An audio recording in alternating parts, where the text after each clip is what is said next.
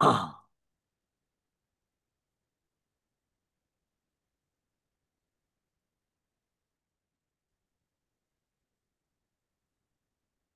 want to make sure that everybody got this manual.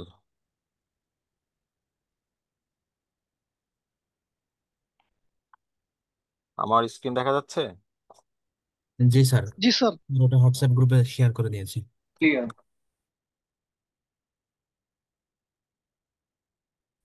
ক্লাসে 60-70 জন student আছেন, আশা করি সবাই পার্টিসিপেট করবেন। আপনারা যদি মোবাইলে পার্টিসিপেট না করে ল্যাপটপে পার্টিসিপেট করেন তাহলে ক্লাসটা ইফেক্টিভ হবে, আপনার শেখার সুবিধা হবে। So, একটু কষ্ট করে ল্যাপটপে পার্টিসিপেট করেন। আর আমার ধারণা যে সবারই ল্যাপটপ আছে। জি স্যার। মোবাইলে হলে অনেক কিছু দেখা যায় না, আপনার পরে পরিচিতি বুঝতে অসুবিধা হচ্ছে। তাহলে so far we have discussed that we have four topics, Companies Act 1994,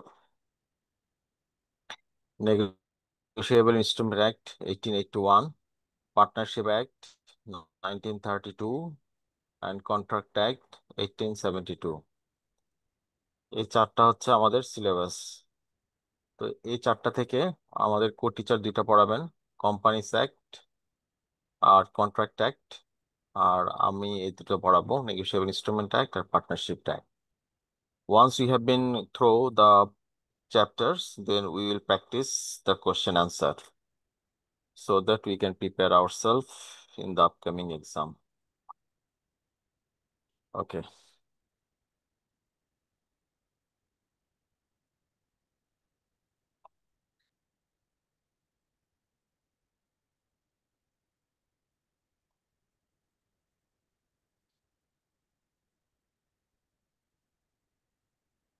তো স্ট্রেট ফরওয়ার্ড আমরা নেগোশিয়েবল ইনস্ট্রুমেন্ট অ্যাক্টে চলে যাই। শামীম ইউসুফ কি বলতে চান? হাত তুলেছেন আপনি, শামীম।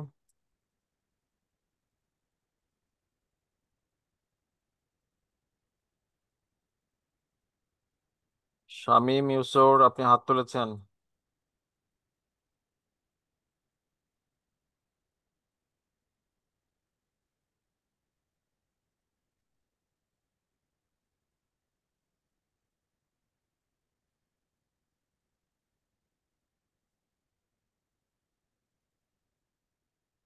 আমার কথা শোনা যাচ্ছে? জি স্যার। জি। শামীম ইউসুফ আপনি হাত তুলেছিলেন, কি ব্যাপার?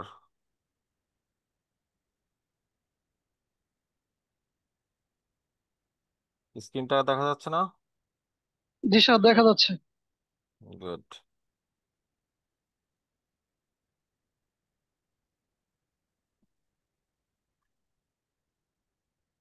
তো নেগোশিয়েবল ইনস্ট্রুমেন্ট অ্যাক্ট 1881।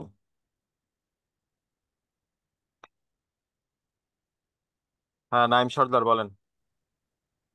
কিছু না মনে করলে যদি আপনার প্রফেশন সম্পর্কে ব্রিফলি কিছু বলে শুরু করতেন। আচ্ছা, আমি তো অলরেডি ইন্ট্রোডাকশন করেছি, তারপরে আবার একটু ডিটেলস বলছি। আহ, আমি Dhaka university graduate and post graduate on finance background. তারপর আমি আর্টিকেলশিপ করতে শুরু করি চৌধুরী হোসেন জামান অ্যান্ড কোম্পানিতে। আমি আর্টিকেলশিপ শেষ করি 2000-এ। তারপরে আমি কাজ করি এবং কোয়ালিফাই করি 2004-এ। তো 2004-এ কোয়ালিফাই করলেও তো প্রায় 20 বছর হয়ে গেল নাকি?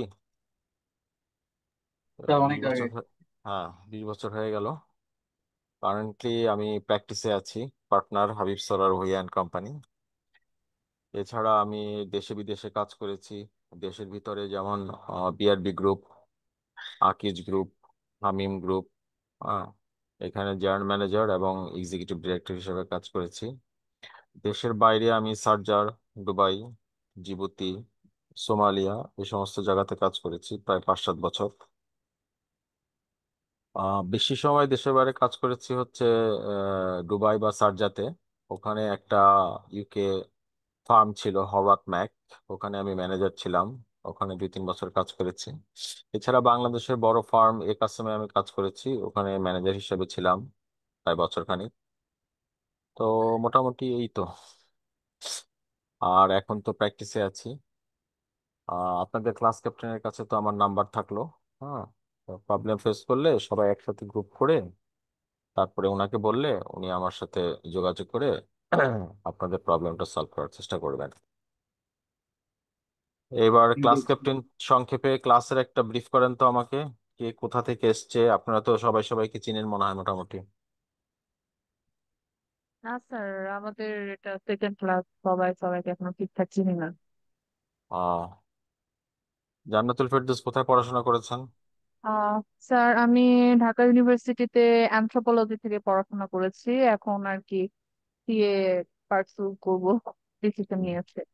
Very good. আপনি কি আর্টিকেলশিপ নিয়েছেন নাকি পি আর্টিকেল?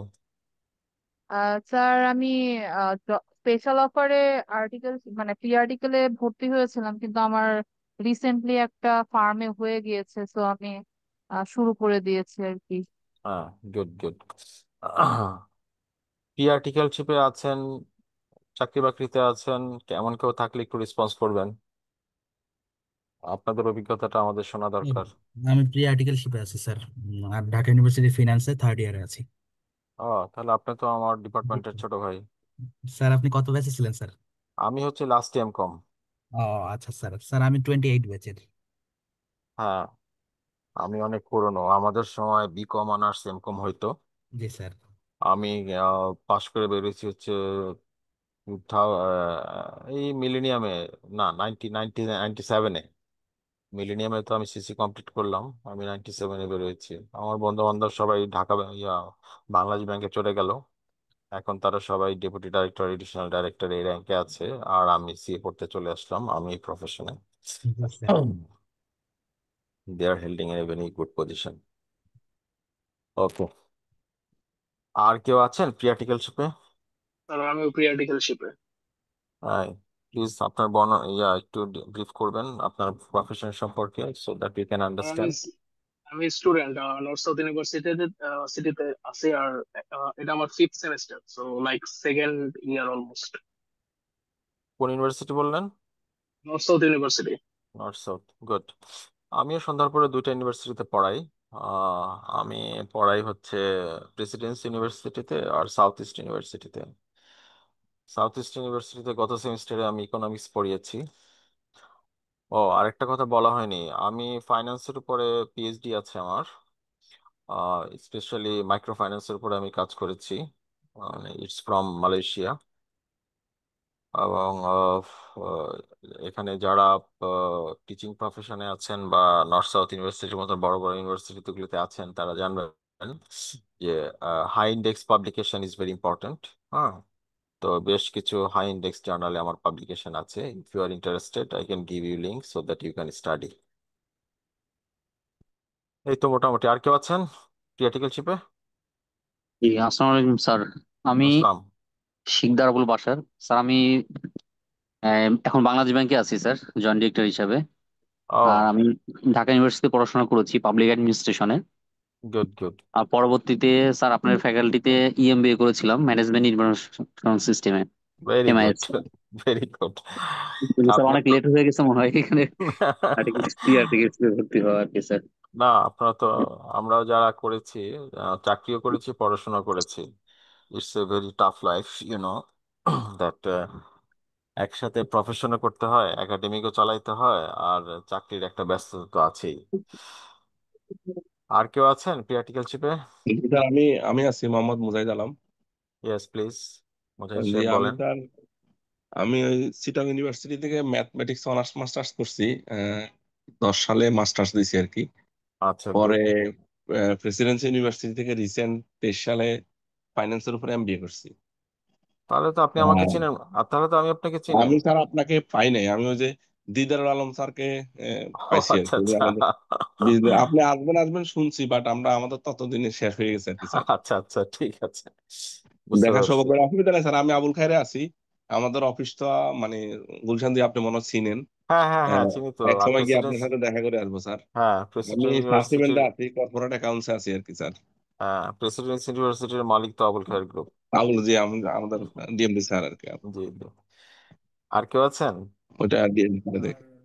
আসসালামু আলাইকুম ওয়ালাইকুম ইসলাম। স্যার। আমি আবু নোমান আল আমিন। আমিও স্যার ওই বাংলাদেশ ব্যাংকের জয়েন্ট ডিরেক্টর। বাসার ভাই আমি গুড আরেকজন আছে, তিনজন এই ডিসিশন নিলাম স্যার বুড়া বয়সে। Good good, very good, we are proud of you. We are আমি প্রাউড স্যার অফ ওই ইউ। যে আপনাদের ফ্যাকাল্টির ব্যাংকিং এর 14 ব্যাচ। ও তো গুড গুড। এখানে এইখানে 11 বছর চাকরি। এখন আচ্ছা। বুড়া বয়সে সিদ্ধান্ত নিলাম স্যার, যেহেতু এই কাজগুলো করতে হয়, ব্যাংকের হ্যাঁ ফিনান্সিয়াল হ্যাঁ, স্টেটমেন্ট যখন রেডি করি ইয়েস ইয়েস। তখন দেখা যায় যে অলরেডি যা জানি ওইটুক দিয়ে হয় না। জি জি জি এই জন্য জি মনে হলো যে স্যার দেখি একটু করা যায় জি কিনা, জি। না, এটা তো খুবই মুভ ভালো। করা যায় কিনা। হ্যাঁ, খুবই ভালো। আমি খুব খুশি হলাম। গত সেমিস্টারে আমি রাজশাহী ইউনিভার্সিটির দুইজন প্রফেসর পেয়েছিলাম। ওনাদের দুইজনেরও পিএইচডি আছে। তো আমি মাঝে মাঝে বিব্রত হই যখন পিএইচডি করা কেউ আমার ক্লাসের স্টুডেন্ট হয়। বাট আমি এটা খুবই এনকারেজ করি যে আপনারা হাই পজিশনে চাকরি করবেন, প্লাস পজিশনের পাশাপাশি আপনারা একাডেমিক ব্যাকগ্রাউন্ডে আগায় যাবেন। তা না হলে দেশ সামনে আগাবে না। আপনি হয়তো জানেন না, বা হয়তো জানেন যে যারা উন্নতি লাভ করেছে তারা কাজ এবং পড়াশোনা পাশাপাশি করেছে। এই দুইটা আসলে একসাথে না হলে শুধু পড়াশোনা দেওয়া হয় না, আবার শুধু কাজ দেওয়া হয় না। হ্যাঁ, এই দুইটা আমাদের পাশাপাশি করা দরকার।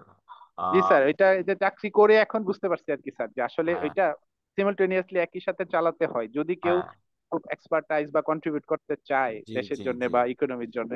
হ্যাঁ। আর স্বাভাবিক একটা জীবন তো যাপন করাই যায়। আপনি একটা চাকরি পেয়েছেন, এখন সেই চাকরি নিয়ে আপনি সন্তুষ্ট থাকলেন, মাস গেলেন, বেতন পাইলেন।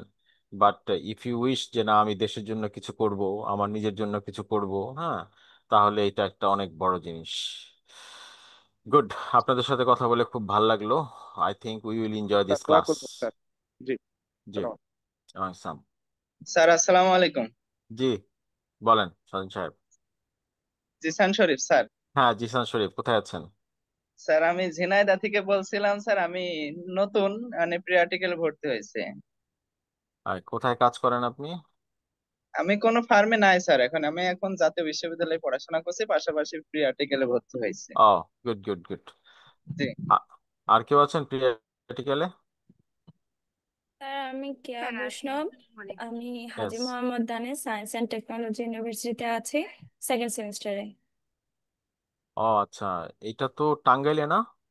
না, দিনাজপুর স্যার। দিনাজপুরে, আচ্ছা আচ্ছা, গুড। আসসালামু ঠিক আছে। আলাইকুম স্যার। কোন ইসলাম?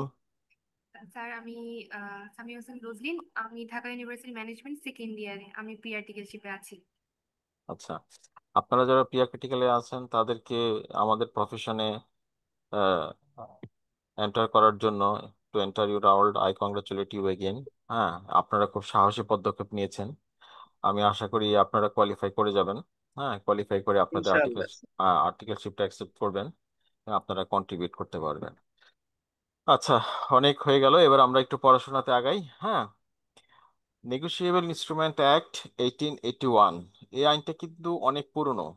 হ্যাঁ, আহ, আসলে কি এই যে নেগোশিয়েবল ইনস্ট্রুমেন্ট অ্যাক্ট 1881 এইটা পুরনো আইন? আমি যদি একটা কোশ্চেন বলি, এটা কি আসলে 1881 সালের আইন?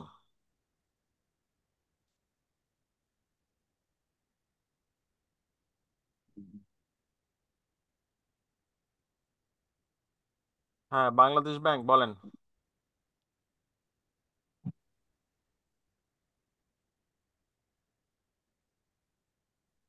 জয়েন্ট ডাইরেক্টর সাহেবরা শুনতে পাচ্ছেন?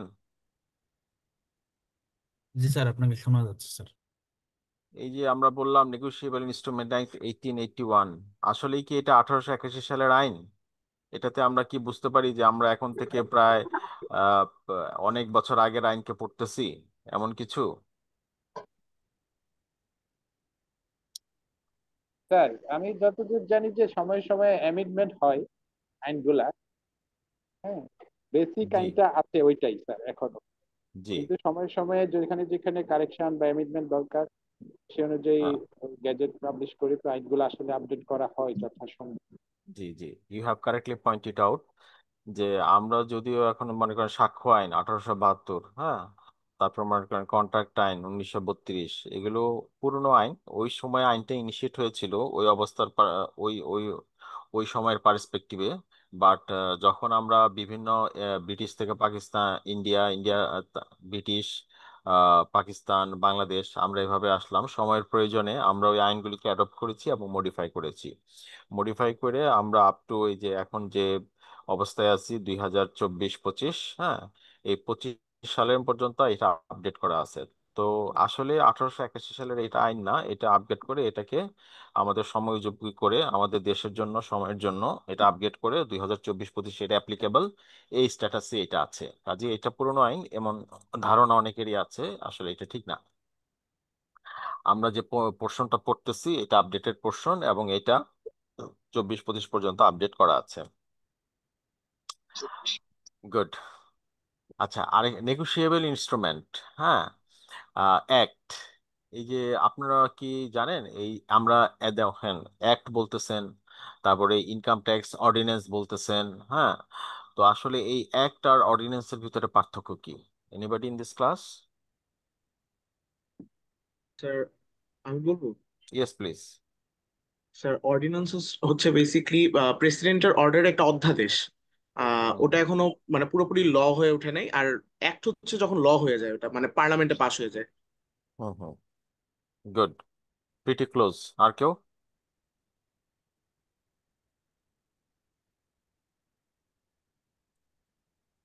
Anyone else want to try? What is the difference between act and ordinance?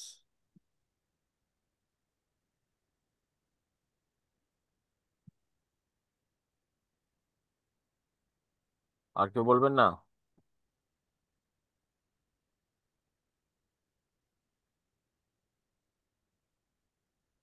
দ্বারা ইনফোর্সেবল না এমন কিছু কি?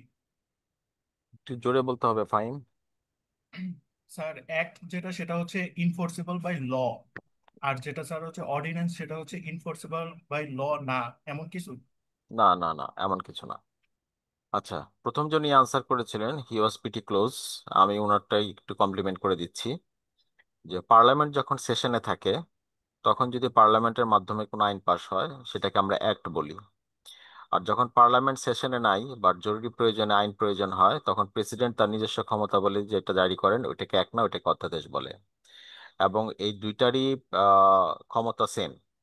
যেমন আপনারা দেখবেন ইনকাম ট্যাক্স অর্ডিন্যান্স 1994, হ্যাঁ, এটা এরশাদের আমলে চালু হয়েছিল, তখন পার্লামেন্ট ছিল না, প্রেসিডেন্ট তার ক্ষমতা বলে এটা চালু করছে।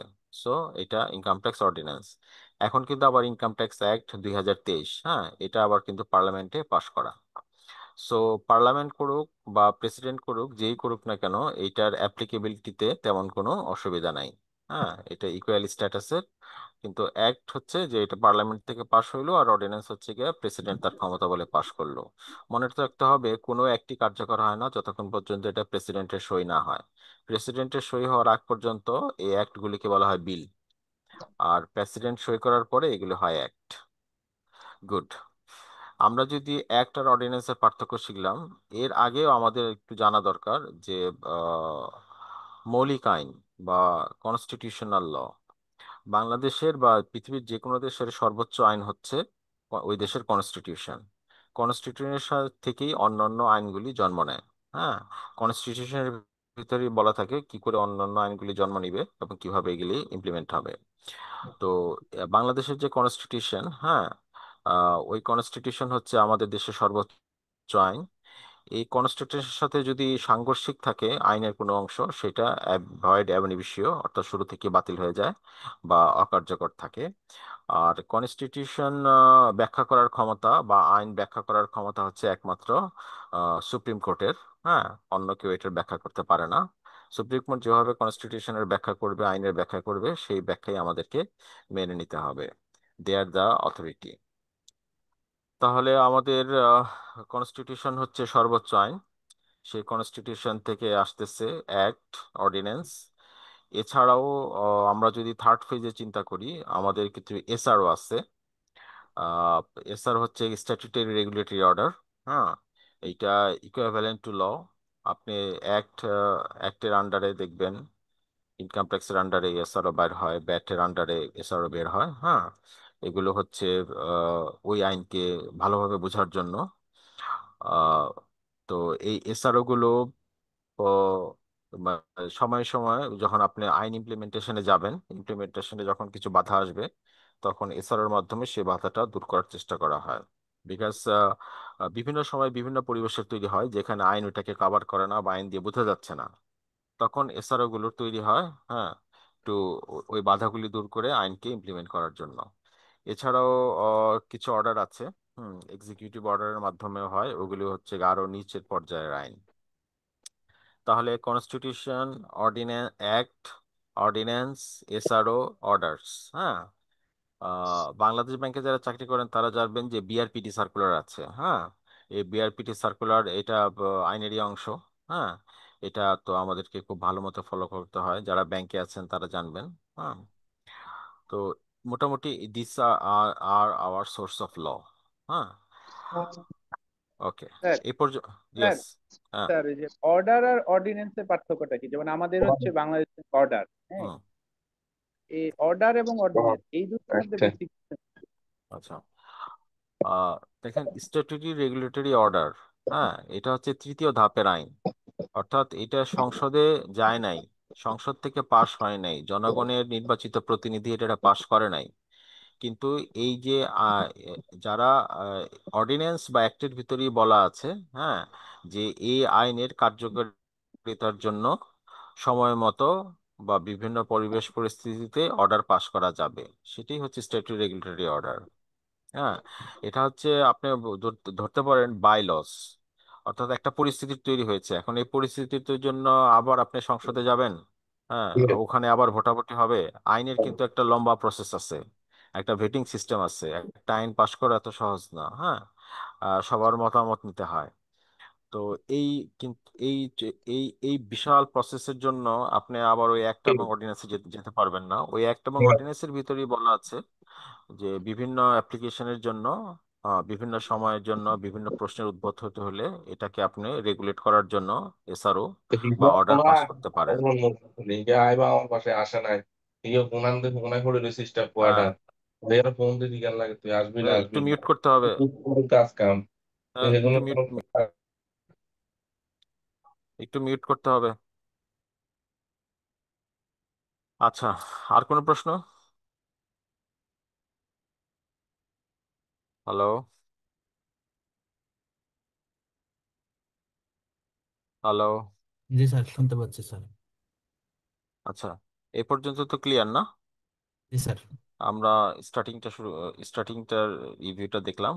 আচ্ছা, এছাড়া আমি আরেকটা জিনিস বলতে চাই যে আইনের, কনস্টিটিউশনের বিভিন্ন ধারাকে আমরা বলবো আর্টিকেল, আর আইনের বিভিন্ন ধারাকে আমরা বলবো ক্লজ, কি বলি, না, একটা হচ্ছে আর্টিকেল আর একটা হচ্ছে সেকশন, হ্যাঁ। তাহলে আইনের ধারাকে আমরা সেকশন বলবো, আর কনস্টিটিউশনের ধারাকে আমরা বলবো আর্টিকেল, হ্যাঁ। তো এই ক্লজ হচ্ছে যেমন মনে করেন সেকশন 73, সেকশন 74, 75, হ্যাঁ। আহ, স- মানে আমি যদি ইনকাম ট্যাক্স অর্ডিন্যান্সের কথা ধরি, যে submission of return under section 75, হ্যাঁ, এরকম। তাহলে আমি যদি সেকশন থাকবে, সেই সেকশনের আন্ডারে আবার সাবসেকশন থাকবে, তারপরে সাবসেকশনের ওখানে আবার ক্লজ থাকবে, ক্লজের আন্ডারে সাব ক্লজ থাকবে, তারপরে সাব ক্লজের আন্ডারে প্রভিশন থাকবে। এই বিভিন্ন টায়ারে একটা আইন লেখা হয়। কথাটা কি বোঝা গেল? একটু আবার যদি বলতেন স্যার। হ্যাঁ, কনস্টিটিউশনের ধারাকে আমরা বলবো আর্টিকেল, যেমন আর্টিকেল 7, জনগণই সকল ক্ষমতার মালিক। জি স্যার। আর্টিকেল 7, আর্টিকেল 70, কেউ অপরপক্ষে যে ভোট দিতে পারবে না, হ্যাঁ। তাহলে এগুলো হচ্ছে আর্টিকেল। এবার আসি আইন। আইনে যদি হয় তাহলে আইনে কিন্তু আর্টিকেল না, আইন হচ্ছে section. Section 1, section 2, section 3। Section 1-এ সাধারণত লেখা থাকে আইনটার নাম কি, কখন থেকে কার্যকর হবে, প্রিএম্বেল আর কি। তারপরে সেকশন 2-তে সাধারণত থাকে ডেফিনেশন, হ্যাঁ। এবার তারপরে সেকশন 3, 4, 5 সবার শেষে থাকে হচ্ছে গিয়ে এই আইনের অধীনে যদি কোনো মামলা থাকে সেটা কার্যকর থাকবে, বা পূর্ববর্তী আইনটাকে বাতিল করে এই আইন দেওয়া হইলো, হ্যাঁ। তো মোটামুটি এভাবেই লেখা থাকে। তো সেকশনের আন্ডারে থাকে সাবসেকশন, সাবসেকশনের আন্ডারে থাকে ক্লজ, ক্লজের আন্ডারে থাকে সাব ক্লজ, আর সাব ক্লজের আন্ডারে থাকে প্রভিশন। এভাবেই আইনগুলি লেখা হয়। বুঝাতে পারলাম? জি স্যার, বুঝতে পারছি। গুড। এবার মোটামুটি আইনের প্রাথমিক আলোচনাটা আমরা করলাম। তো নেগোশিয়েবল ইনস্ট্রুমেন্ট, এটার যদি আমি বাংলা করি তাহলে কি বলতে পারি?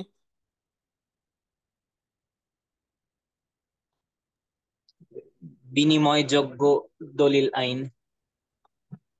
বিনিময়যোগ্য দলিল। এখন এটার আমরা একটু ব্যাখ্যা করতে চাই। বিনিময়যোগ্য দলিল আইন বলতে আসলে আমরা কি বুঝি? আহ, এখানে আমাকে একটু ইকোনমিক্সে ফিরে যেতে হয়। যে প্রথমে যখন মানুষের জীবনে ট্রানজেকশনের প্রয়োজন হইল, তখন it starts from barter system, তাই না? দ্রব্য বিনিময় প্রথা প্রথা আপনারা অনেকেই শুনে থাকবেন, যে আমি তোমার কাজ করে দেব, তুমি আমার কাজ করে দিবা। হ্যাঁ, কিংবা আমার চালের দরকার, আমি চাল নিলাম, তোমার ডালের দরকার, তুমি ডাল নিলে। তো এইভাবে দ্রব্যের মাধ্যমে দ্রব্য বিক্রি হইলো, বার্টার সিস্টেম। হ্যাঁ, এভাবে ট্রানজেকশনটা তৈরি হইলো। তারপর দেখা গেল যে এটাতে অনেক সমস্যা। তখন শুরু হইলো যে মূল্যবান ধাতব পদার্থ, হ্যাঁ, সেটা দিয়ে স্বর্ণ, রৌপ্য, হ্যাঁ, তাম্র, এই সমস্ত জিনিস দিয়ে একটা পয়সা বা কয়েন তৈরি হইলো। এই কয়েন যার কাছে থাকতো, হ্যাঁ, সে দ্রব্যের বা সেবার মান হিসেবে ওইটা দিয়ে সে ট্রানজেকশন করতো। তো দিন দিন চাহিদা যখন আরো বাড়লো, তখন সেই স্বর্ণের প্রয়োজনটা আর লিমিটের ভিতরে থাকলো না, তাই না? স্বর্ণ নিয়ে বাজারে যেতে হবে, মুদ্রা নিয়ে বাজারে যেতে হবে। হ্যাঁ, তো তারপরে এটা আস্তে আস্তে লেস প্রেশাস মেটাল, যেমন স্বর্ণ থেকে রূপাতে আসলো, হ্যাঁ, রূপা থেকে তাম্রতে আসলো। এখন তো আস্তে আস্তে কাগজের মুদ্রায় সেটা তৈরি হয়েছে। তো এই যে কাগজের মুদ্রা, হ্যাঁ, আপনারা যদি আমাদের দেশের যে কোনো টাকা দেখেন, যে টাকায় লেখা থাকে চাহিদা মাত্র ইহার বাহককে 100 টাকা দিতে বাধ্য বা 500 টাকা দিতে বাধ্য, ডিপেন্ডস অন দ্য নোট। এটার মানে হচ্ছে it is backed by sovereign government. Sovereign government বলে দিচ্ছে যে এই কাগজে যতটুকু ভ্যালু লেখা আছে, এই পরিমাণ ভ্যালু দিয়ে তুমি ট্রানজেকশন করতে পারবা। কেউ তোমাকে এই ট্রানজেকশনে বাধা দিতে পারবে না, এবং সবাই এটা ওই জুরিসডিকশনের ভিতরে অ্যাকসেপ্ট করবে। তুমি তোমার পণ্য মূল্য পরিশোধ, লোন প্রাপ্তি প্রদান, এসবের ভিতরে এই পরিমাণে অর্থ দিয়ে তুমি এটা ট্রানজেকশন করতে পারবা, এবং it is backed by the government. তাহলে এই যে টাকাতে এই কথাটা লেখা থাকলো, this is the fundamental example of negotiable instrument. বোঝা গেল? জি স্যার। অর্থাৎ একটা সভরেন গভর্নমেন্ট, হ্যাঁ, একটা দেশের সরকার, সে বলতেছে যে আমি এই নোটটা ছাড়লাম, হ্যাঁ, এই নোটটা হাত বদল হতে পারবে, এই নোটের ভিতরে যতটুকু লেখা আছে মূল্যমানের, সেই মূল্যমানের পণ্য বা দ্রব্য, এই এই মূল্যমান দিয়ে তুমি ওই পরিমাণের পণ্য বা দ্রব্য হাত বদল করতে পারবা। হ্যাঁ, টাকা আমরা যাকে বলি। So this is negotiable instrument. তো এটা তো গেল ক্যাশ। হ্যাঁ, ক্যাশ ছাড়াও নেগোশিয়েবল ইনস্ট্রুমেন্ট নন ক্যাশ সেগুলো আছে। যেমন আমি যদি বলি যে বিল অফ এক্সচেঞ্জ, তারপরে ধরেন প্রমিসারি নোট, হ্যাঁ, অল দিস থিংস। তো বিল অফ এক্সচেঞ্জ সম্পর্কে কারো ধারণা আছে?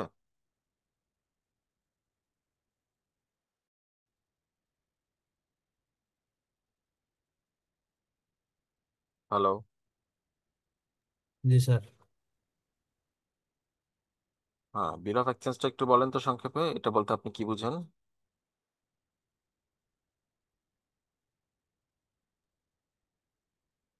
স্যার বিল অফ এক্সচেঞ্জ হচ্ছে স্যার যে মানে এমন একটা মানে যখন স্যার আমরা আহ, বাকিতে বা ইসে কোনো কিছু ক্রয় বিক্রয় করি তখন আর কি আহ, আমাদেরকে যে বিলটা দেওয়া হয় আর কি, ওই বিলটা আর কি একটা নির্দিষ্ট সময় পরে আর কি পরিশোধ করতে হবে যে পারচেজার আছে, এটাই আর কি স্যার।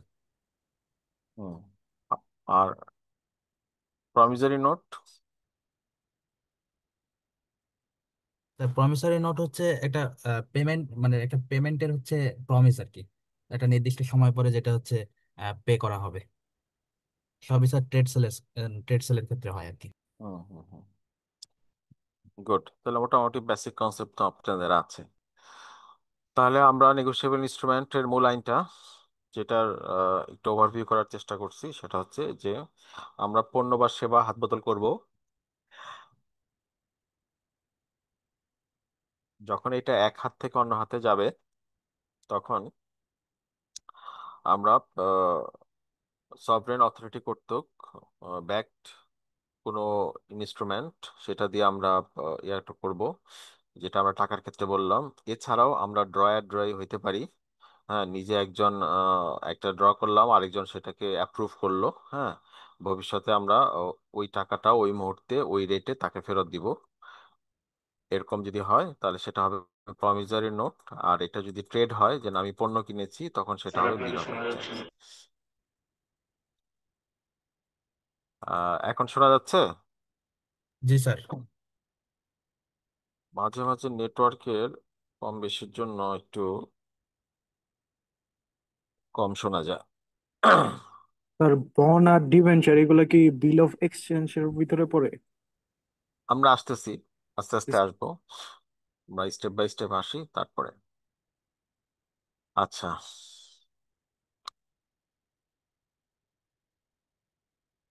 আমরা একটু ডেফিনেশন থেকে শুরু করি।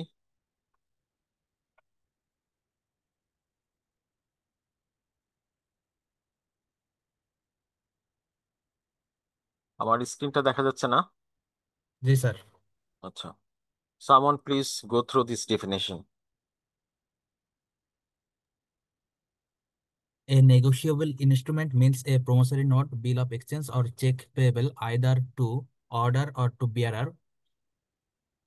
Under this section, only three kinds of negotiable instruments, namely promissory notes, bill of exchange, and checks, are included, but it would seem that it may include some other instruments. In Mercantile Bank v. Massachusetts, it was held by Privy Council that debentures issues by the Improvement Trust are promissory notes. ওকে, তাহলে negotiable ইনস্ট্রুমেন্টের ভিতরে আমরা যে ডেফিনেশনটা দেখলাম, সেখানে তিনটা জিনিস আছে: promissory note, bill of exchange, and cheque. এছাড়াও বলছে যে আহ, অন্য ইনস্ট্রুমেন্ট আছে। ওরা এক্সাম্পল হিসেবে দিয়েছে যে ইমপ্রুভমেন্ট ট্রাস্ট, এটার যে নোটটা সেটাও প্রমিসরি নোটের ভিতরে পড়বে। তাহলে মেইন নেগোশিয়েবল ইনস্ট্রুমেন্ট হচ্ছে আমাদের promissory note, bill of exchange আর চেক। এই তিনটা আমরা একটু বুঝতে চাই যে এই তিনটা কি কি জিনিস। প্রমিসরি নোট হচ্ছে একজন আরেকজনকে প্রমিস করতেছে যে আমি তোমাকে অত টাকা অমুক দিনে দিব। আমি তোমার কাছ থেকে ধার নিলাম, ধার নেই বা না নেই, আমি প্রমিস করলাম যে 100 টাকা আমি 3 মাস পরে, হ্যাঁ, তোমাকে দিব। তাহলে এই যে একজন প্রমিস করলো, হ্যাঁ, আরেকজন লিখে নিল, তাহলে এটা হচ্ছে প্রমিসরি নোট। এখন তাদের ভিতরে কোনো পণ্য বিনিময় হয়েছে কি হয় নাই, সেটা আসলে এখানে জানা যায় না। আর বিল অফ এক্সচেঞ্জ হচ্ছে গিয়া এটা নিশ্চিত যে তারা একজন ক্রেতা এবং একজন বিক্রেতা, এই মুহূর্তে তাদের কাছে নগদ টাকা নাই, এই জন্য তারা ধারে পণ্য কিনতেছে। এখন ধারে পণ্য কিনলে সে যদি টাকা না দেয়, তখন সে একটা বিল লেখে যে আমি অত টাকা তোমাকে অমুক তারিখে দিব, এত টাকা সুদ দিব। হ্যাঁ, তখন এই বিলটা সে থার্ড পার্সন কারো কাছে বিক্রি করে দিয়ে সে তার ক্যাশ টাকার প্রয়োজনটা মিটাইতে পারে। সো বিল অফ এক্সচেঞ্জের এগেনস্টে ট্রেড থাকে, আর প্রমিসরি নোটের এগেনস্টে ট্রেড নাও থাকতে পারে। আর বিল অফ এক্সচেঞ্জ ক্রেতা বিক্রেতা, আর প্রমিসরি নোট হচ্ছে গিয়া প্রমিসর আর প্রমিজি। আর চেকের ব্যাপারে হচ্ছে গিয়া চেকের ড্রয়ার এবং ড্রয় হচ্ছে গিয়া গ্রাহক এবং ব্যাংক, এটা অন্য কেউ হইতে পারে না, একমাত্র ব্যাংকের উপরই চেক লেখা যায়। হ্যাঁ, তাহলে promissory note, bill of exchange আর চেক, এই তিনটা বোঝা গেল। জি স্যার। কেউ কি একটু রিপিট করবেন সংক্ষেপে, আমি যেমনি বললাম?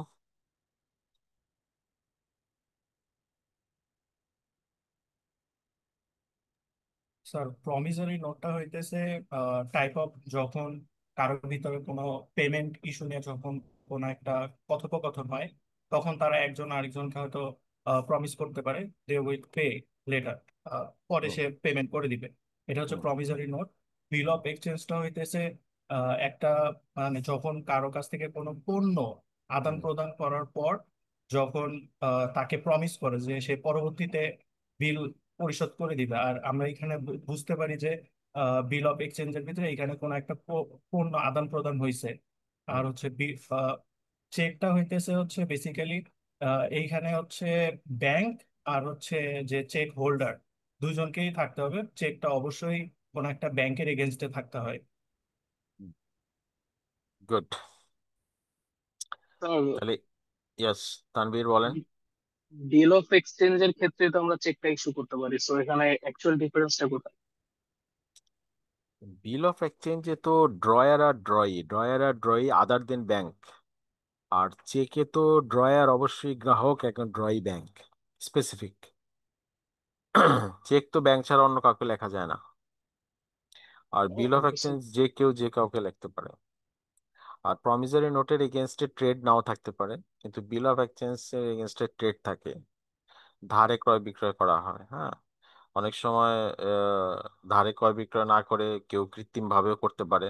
হ্যাঁ, করে সেটা বিল বাজারে বিক্রি করে দিল, কৃত্রিম ক্রেতা বিক্রেতা সেজে, এরকমও হয়। Good, so far so good. আচ্ছা, এখন আমি এটা একটু, এই যে এখানে এই কথাটা আছে, মার্কেন্টাইল ব্যাংক ভার্সাস মার্চেন্টস, এই কথাটা কি কেউ ব্যাখ্যা করতে পারেন? আপনার লয়ের ভিতরে এই জিনিসটা রিপিটেডলি পাবেন। স্যার এটা মনে হয় কোনো সু বা কেস হয়েছিল যেটার আলোকে আর কি এটা করা হয়েছিল না। গুড। আর কেউ?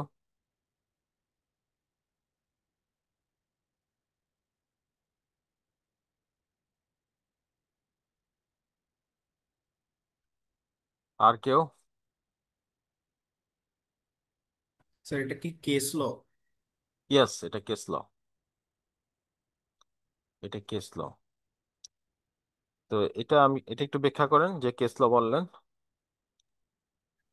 স্যার কেস ল মনে হয় স্যার হচ্ছে কি ওয়ান কাইন্ড অফ, যে কোনো দেশে হয়তো স্যার এ রিলেটেড একটা, মানে হয়তো একটা কেস হয়েছে বা এই রিলেটেড একটা আইনি হয়তো কোনো ল পাস হয়েছে বা এই টাইপের স্যার কোনো একটা কেস হয়েছে, ওইটাকে স্যার রেফার করে হচ্ছে কি বিভিন্ন মানে লস বানানো হয় বা অনেক সময় amend মানে আলোচনা করা হয় ওই রিলেটেড। এটা মনে হয় স্যার কেস। আচ্ছা, আমি একটু বলে দিই যে এখানে ভি আছে মাঝখানে, এই ভি হচ্ছে ভার্সাস। ভার্সাস মানে বনাম, অর্থাৎ মার্কেন্টাইল ব্যাংক ছিল এই মামলার বাদী। আর ম্যাসেন ম্যাসকারেন এটা কি, স্যার ম্যাসকারেন মিসক্যারেন্ট হাস, কেস। হ্যাঁ, ম্যাসকারেন হাস হচ্ছে এই মামলার বিবাদী। আমি যদি ইংরেজিতে বলি, মার্কেন্টাইল ব্যাংক হচ্ছে প্লেন্টিফ, মানে যে অভিযোগ করে। আর পরের জন হচ্ছে গিয়ে যার বিরুদ্ধে অভিযোগ করা হয়। হ্যাঁ, তাহলে বাংলায় আমরা যেটাকে বলি বাদী বিবাদী। হ্যাঁ, যে মামলাটা করছে আর যার এগেনস্টে মামলাটা হয়েছে। তো এটা হচ্ছে দুইটা পক্ষ। হ্যাঁ, এখন এটা হচ্ছে কেস ল। এটা মানে হচ্ছে গিয়া যে বিষয়বস্তু নিয়ে এখানে যে রায় দেওয়া হয়েছে, ভবিষ্যতে যদি একই বিষয়বস্তুর উদ্ভব হয়, সেম ম্যাটার অফ ফ্যাক্ট, তাহলে তো আপনাকে আর কোর্টে যাওয়ার দরকার নাই। আপনি এই কেচের রেফারেন্সই বলতে পারেন যে এই সেম ঘটনা এর আগে ঘটেছিল, কোর্ট এই রায় দিয়েছে, সুতরাং আমার ক্ষেত্রেও এই রায়টা প্রযোজ্য হবে। So this is equivalent to law. এটা কি বলে কেস ল, বোঝা গেল?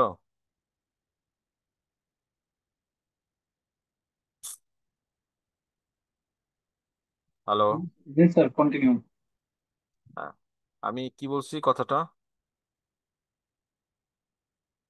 এখানে বাদী এবং বিবাদীর কথা বলা হয়েছে যে এই লটা, এই অভিযোগের ভিত্তিতে এখানে একটা রায় দিয়েছে কোর্ট। তো এটা যদি পুনরায় হয় তখন আর কোর্টে যাওয়ার প্রয়োজন নাই। তখন এটাই আমরা ধরে নেবো যে এই আইনটা আমার ক্ষেত্রেও প্রযোজ্য। হ্যাঁ, সেম একই ধরনের ঘটনা যেটা কোর্ট অলরেডি রায় দিয়ে ফেলেছে, ভবিষ্যতে যদি একই ঘটনার উদ্ভব হয় তাহলে যেহেতু আগে রায় দেওয়া আছে তাহলে এইটাও এখানে প্রযোজ্য হবে। আই ক্যান ক্লেম, এটা কি বলা হয় কেস। ওকে, এই যে প্রাইভি কাউন্সিল, হ্যাঁ এই প্রাইভি কাউন্সিল হচ্ছে এই কোর্টের নাম, অর্থাৎ যারা এই রায়টা দিয়েছে। হুম, আমাদের দেশে তো বিভিন্ন ধরনের কোর্ট আছে আপনারা জানেন। আমাদের দেশের কোর্ট সম্পর্কে ধারণা আছে?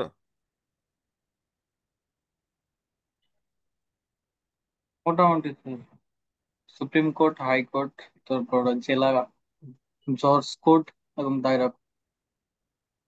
ধারণা একটু কম স্যার, খুবই কম। আর কেউ?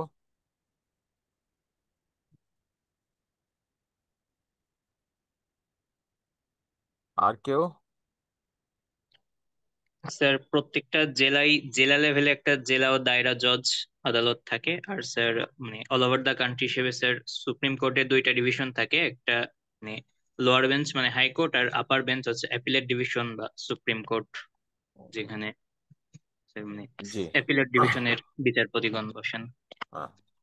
You are correctly pointed out. বাংলাদেশে আসলে সুপ্রিম কোর্ট, হাইকোর্ট বলে কোনো কোর্ট নাই। বাংলাদেশের কোর্ট একটাই হচ্ছে supreme court, supreme court of Bangladesh. এই সুপ্রিম কোর্ট অফ বাংলাদেশের দুইটা দুইটা ডিভিশন, একটা হচ্ছে হাইকোর্ট ডিভিশন আর একটা হচ্ছে অ্যাপিলেট ডিভিশন। এছাড়াও এটা হচ্ছে গিয়া উচ্চ আদালত। নিম্ন আদালতের যদি আমি আসি, যিনি বললেন যে প্রত্যেকটা জেলায় একটা করে কোর্ট আছে, এটা হচ্ছে গিয়ে ডিস্ট্রিক্ট কোর্ট বলে এটাকে। হ্যাঁ, ওই তিনটা জেলা বাদে, রাঙামাটি, বান্দরবান আর খাগড়াছড়ি, এই তিনটা বাদে আমাদের প্রত্যেকটা জেলাতেই একটা করে ডিস্ট্রিক্ট কোর্ট আছে।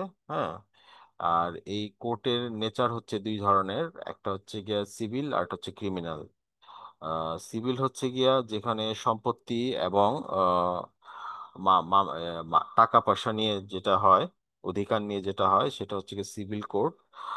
আর ক্রিমিনাল কোর্ট হচ্ছে যেখানে অপরাধ সংঘটিত হয়, হ্যাঁ কেউ ক্রাইম করে, কেউ কাউকে মারছে, হ্যাঁ এটা হচ্ছে ক্রিমিনাল কোর্ট। আর এছাড়া আরো দুইটা কথা জানা দরকার, সেটা হচ্ছে গিয়া যে আহ গ্রামে, অর্থাৎ যেগুলি মেট্রোপলিটন এরিয়ার বাইরে, সে সেই কোর্টগুলির নাম হচ্ছে গিয়ে সিজিএম, হ্যাঁ চিফ জুডিশিয়াল ম্যাজিস্ট্রেট। আমি যদি ডিস্ট্রিক্ট কোর্টের নিচে যাই, আর শহরে যদি থাকে তাহলে সেটা হচ্ছে গিয়ে এমএম, মানে মেট্রোপলিটন ম্যাজিস্ট্রেট। যেমন ঢাকা শহরে, যদি ঢাকা শহরের ভিতরে যারা থাকবে তারা হচ্ছে মেট্রোপলিটন ম্যাজিস্ট্রেট। আর ঢাকার বাইরে যদি থাকে, যেমন মনে করেন সাভারে কেউ আছে, তাহলে ওটা হবে জিএম, মানে জুডিশিয়াল ম্যাজিস্ট্রেট। অর্থাৎ আমি যদি একটু স্ট্রেট ফরওয়ার্ড বলতে চাই, যে গ্রামে যারা বিচার করবেন তারা হচ্ছে জুডিশিয়াল ম্যাজিস্ট্রেট, আর শহরে যারা বিচার করবেন তারা হচ্ছে মেট্রোপলিটন ম্যাজিস্ট্রেট। তাহলে ম্যাজিস্ট্রেট হচ্ছে গিয়া সবচেয়ে নিচের স্তর বিচার বিভাগে। এই ম্যাজিস্ট্রেটের পরে, ম্যাজিস্ট্রেট কোর্টের পরই হচ্ছে গিয়া জাজ কোর্ট, হ্যাঁ যেটা আমি বললাম যে প্রত্যেকটা ডিভিশনে আছে। এবং এই জাজ কোর্টের উপরে হচ্ছে সুপ্রিম কোর্ট, এবং সুপ্রিম কোর্টের শেষে হচ্ছে গিয়ে প্রেসিডেন্ট।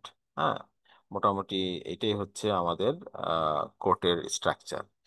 তাহলে আমরা যদি নেগোশিয়েবল ইনস্ট্রুমেন্ট অ্যাক্ট এর কোনো মামলা করতে চাই, হ্যাঁ অনেকে এটাকে খালি ইয়াতে বলে যে চেকের মামলা।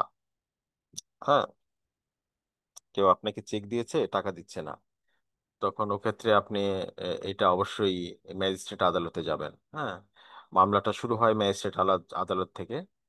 তারপরে ম্যাজিস্ট্রেট আদালতে যদি আপনি হেরে যান, তখন আপনাকে যেতে হবে জাজ কোর্টে বা ডিস্ট্রিক্ট কোর্টে। ডিস্ট্রিক্ট কোর্টে যদি আপনি হেরে যান, তখন আপনাকে যেতে হবে হাইকোর্ট ডিভিশনে। হাইকোর্ট ডিভিশনে যদি আপনি হেরে যান, তো আপনাকে যেতে হবে অ্যাপিলেট ডিভিশনে।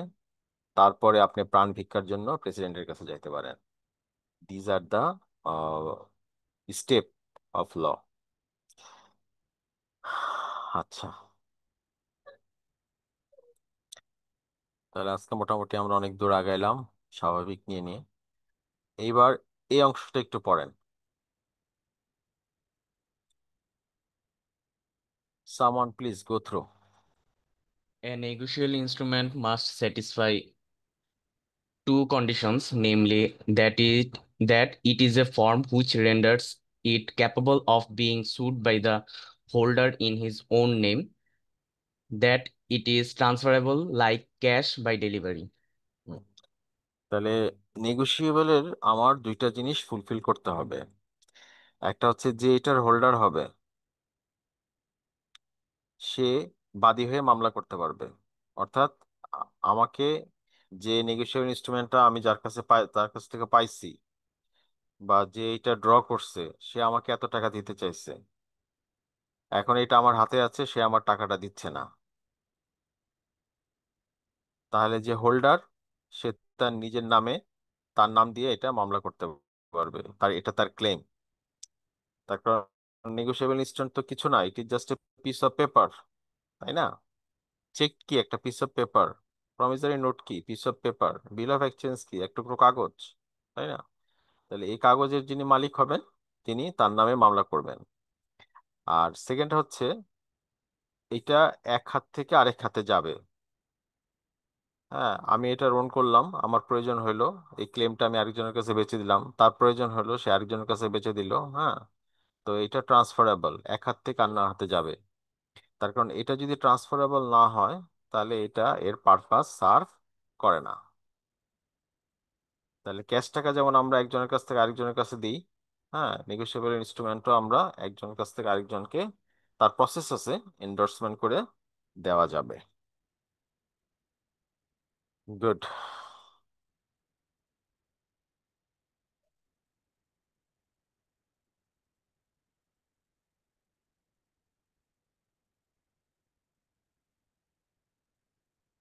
এই মিনিং অফ নেগোসিয়েশনটা একটু জোরে এখানে লেখা আছে, এটা আমরা একটু বোঝার চেষ্টা করি। Someone please go through this. Identify the meaning of negotiation.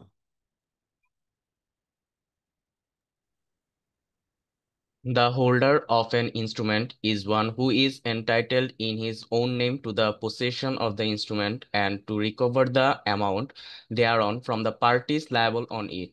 A negotiable instrument payable to bearer is negotiated by mere delivery of the instrument. But if the instrument is payable to order, it can only be negotiated by endorsement followed by delivery.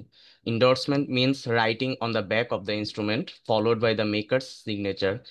If there is no writing, only signature, it is called a blank endorsement. The delivery must be made so as to enable the transferee to treat it as his own and to sue upon it if necessary, and therefore handing over a negotiable instrument to an agent for safe custody would not amount to negotiation. তাহলে negotiation মানে কি? Negotiation মানে হচ্ছে গিয়ে আমরা একজন যে এটার ইনস্ট্রুমেন্টটা হোল্ড করি, হ্যাঁ, সে আরেকজনকে দিয়ে দিব, এবং আমার যে ইনস্ট্রুমেন্টটা আছে সেই ইনস্ট্রুমেন্টের পিছনে এন্ডোর্স করে দিব, মানে সাইন করে দিব যে আমি এটা ওনাকে ট্রান্সফার করলাম। সে আবার আরেকজনকে যদি দেয় সে তার পিছনে সাইন করে আবার এন্ডোর্সমেন্ট করতে থাকবে, এভাবে হাত বদল হতে থাকবে। এটা হচ্ছে নেগোসিয়েশন। এখন কেউ যদি সাইন না করে দেয় তাহলে এটা হবে ব্ল্যাঙ্ক এন্ডোর্সমেন্ট, মানে হচ্ছে কি সে সাইন করে দেয় নাই। তাহলে সাইন করে না দেওয়াটাও নেগোসিয়েশন, কিন্তু যে সে যদি সাইন করে দেয় নাই কিন্তু সে রাইট টাইমে টাকাটা পরিশোধ করে ফেলছে, তাহলে তো আর কোর্টে যাওয়ার দরকার নাই, বা ক্লেমটা অলরেডি মেট। হ্যাঁ, তাহলে ব্ল্যাঙ্ক ইনভেস্টমেন্ট হতে পারে।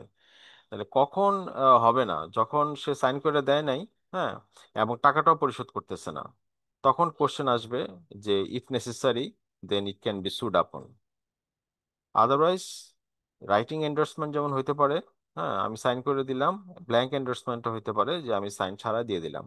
যেমন আমরা যখন টাকা একজনের কাছ থেকে আরেকজনকে দেই, হ্যাঁ, এটা ব্ল্যাঙ্ক এন্ডোর্সমেন্ট। হ্যাঁ, টাকা সাইন করে দিতে হয় না, কিন্তু চেক একজনের কাছে একজনকে দিলে আমাকে সাইন করে দিতে হয়। So this is the meaning of negotiating, হাত বদল, হ্যাঁ, with endorsement or without endorsement. ওকে,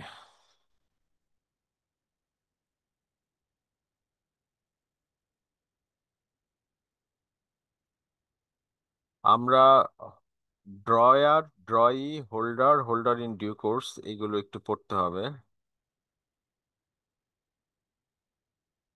এখানে আমরা একটু দেখব।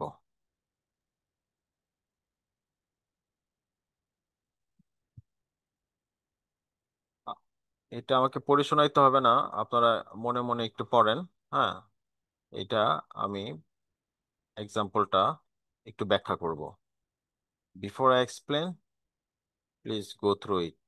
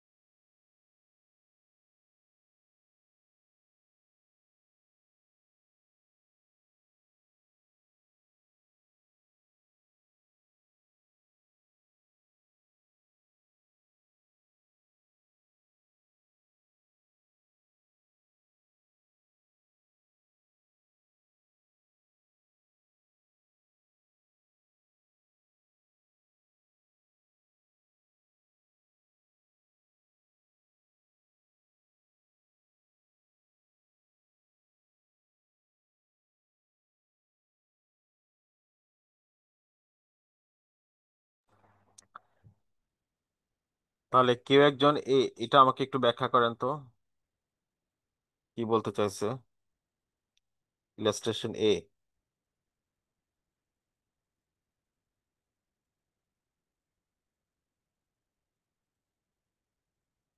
Hello,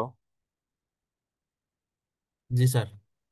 A, the illustration holder A. of a negotiable instrument payable to bearer delivers it to B's agent to keep for B. The instrument has been negotiated. তাহলে কি বুঝাইলো?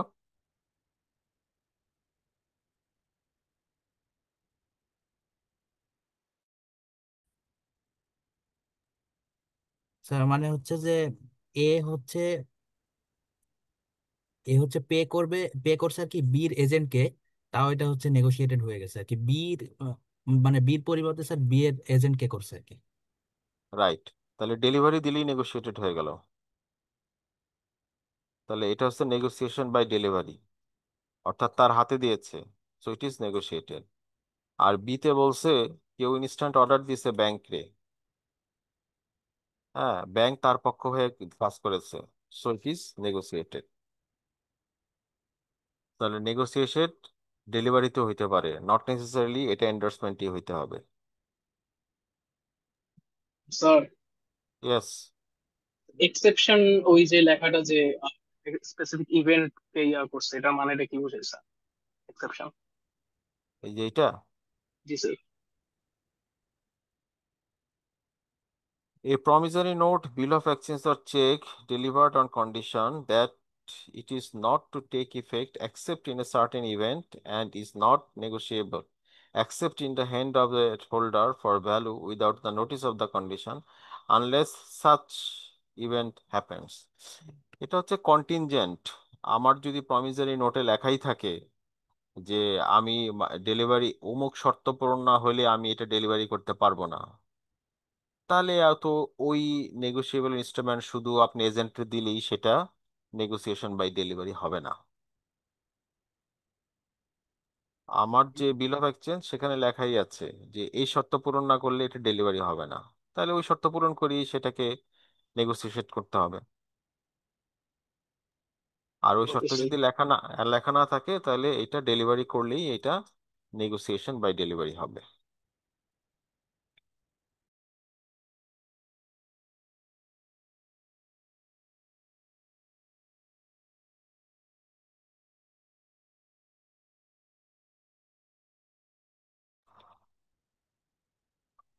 ওকে,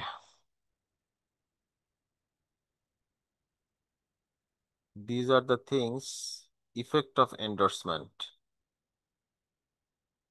এটা একটু দেখেন। যখন আমার এন্ডোর্সমেন্ট হয়ে গেল তাহলে তার কি কার্যক্রম হবে, তার পরিণতিটা কি হবে? Number one, please go through effect of endorsement.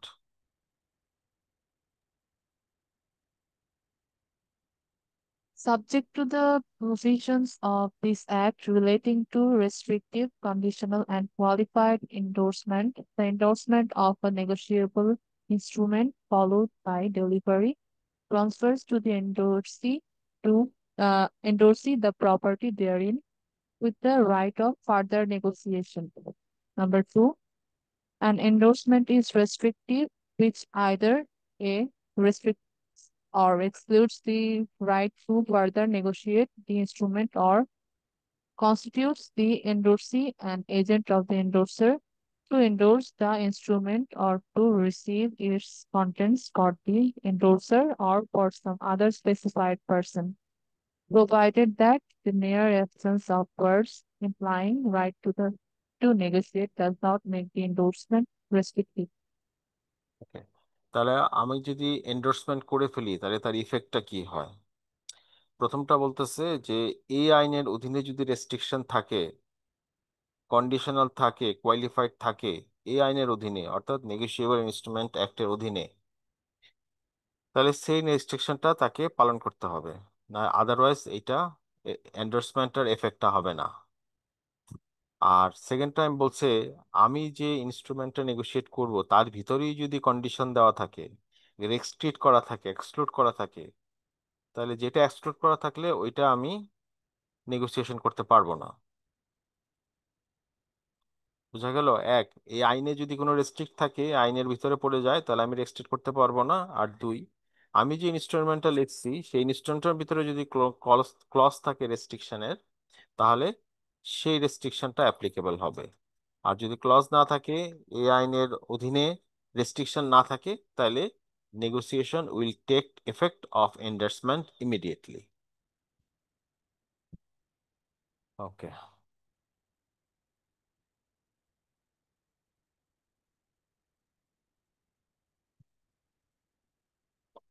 you take some time, say 5 to 10 minutes. এটা একটা প্রসেস, এই প্রসেসটা একটু বোঝার চেষ্টা করেন। তারপরে এটার বদলে দুইটা তিনটা আপনি ইজিলি বুঝতে বুঝতে ধরে ফেলতে পারবেন। অন্যান্যগুলো আমি এক্সপ্লেন করব। Before I explain, you go through it. Take 4-5 minutes time. Class captain ক্লাসে আছেন? হ্যালো? জি স্যার। এটা একটু পড়েন। এই ইলাস্ট্রেশনটা ইটস এ প্রসেস। প্রথম দুইটা তিনটা আপনি নিজেই ধরতে পারবেন যে এটার মানেটা কি। So besides the following endorsements on different negotiable instruments payable to bearer. হ্যাঁ, এই যে প্রত্যেকটা আমাকে ব্যাখ্যা করে বলতে হবে। A B C D E F G, এটার প্রত্যেকটা আলাদা আলাদা মিনিং আছে। Take a few minutes time, then will discuss. Okay, আমার কথা শোনা যাচ্ছে? জি স্যার, শোনা যাচ্ছে। Okay, B signs the following endorsement on different negotiable instruments payable to bearer. এইগুলি, এই যে A B C D E F G, এগুলো হচ্ছে নেগোশিয়েবল ইনস্ট্রুমেন্টের উপরে লেখা থাকে। তাহলে এতে কি বলছে? Pay the content to see only. তাহলে এমনি লিটারালি, একেই পে করা যাবে আর কি। Yes yes. ক্লাসে সবাই বুঝছেন? জি স্যার।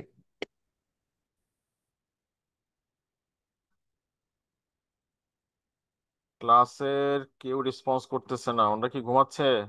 মোবাইল চালু করে জি দিয়ে স্যার, চলে গেছে। বুঝতে পারছি স্যার। না sir. 86 students, you need to be sir এটা রেসপন্ডেন্ট। আরেকবার একটু এক্সপ্লেন করলে ভালো হয়। তার একবার বুঝিয়ে দিলে ভালো হয়। আচ্ছা, নেগোশিয়েবল ইনস্ট্রুমেন্টের ভিতরে লেখা আছে pay the contents to see only, অর্থাৎ এই ক্লেমটা শুধু সি কি দেওয়া যাবে।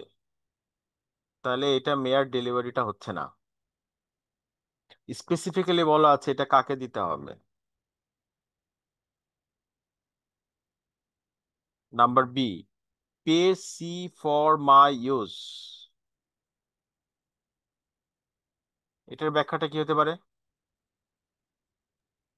স্যার সি ডি এর অন বিহাফে পেমেন্টটা রিসিভ করবে এরকম। ফর মাই ইউজ মানে হচ্ছে আমার কারণে, অর্থাৎ আমি কোনো কাজ করব, সে কাজটা আমি করি নাই, তাহলে আমার পক্ষ হয়ে সেটা সি করছে, তাহলে সি কে সেটা পে করবে। অর্থাৎ এই বিলটা আমার পে করার কথা, কিন্তু পে করতে হবে সি কে। কেন? তার কারণ আমি তাকে কাজটা করতে পারি নাই।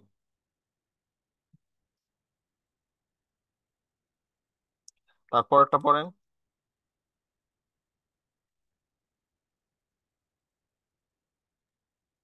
Pay C or water for the account of C. তাহলে এটা কি বোঝা গেল? বি এর অর্ডার অনুযায়ী সি পেমেন্ট করবে, মানে সি এর কোনো স্বাধীনতা থাকবে না। এখানে তো অর দেওয়া আছে এখানে। স্যার টাকাটা আসলে হচ্ছে বি এর, কিন্তু সি এটা হচ্ছে গ্রহণ করবে, কিন্তু সে এটা ইউজ করতে পারবে না, এরকম কিছু। মানে বি এর পক্ষেই পেমেন্টটা দিতে হবে, অর্থাৎ লায়াবল হচ্ছে বি, বি, আর দিতে হবে সি কে, সি কে। অথবা সি যাকে অর্ডার করে তাকে।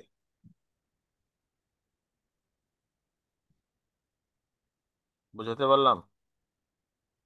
স্যার জি সি স্যার। অর্ডার করে, স্যার বুঝিনি স্যার। মানে সি কে পেমেন্ট করতে বলছে, তাহলে আমি সি কে পেমেন্ট করব, অথবা সি যাকে অর্ডার করে যে আমাকে না দিয়ে আমার ভাইকে দাও, তাকে পেমেন্ট করব। কিন্তু এই কাজটার জন্য লায়াবল ছিল বি, অর্থাৎ দেনাটা হচ্ছে বি এর, পরিশোধ করতে হবে সি কে, অথবা সি যাকে অর্ডার করবে তাকে।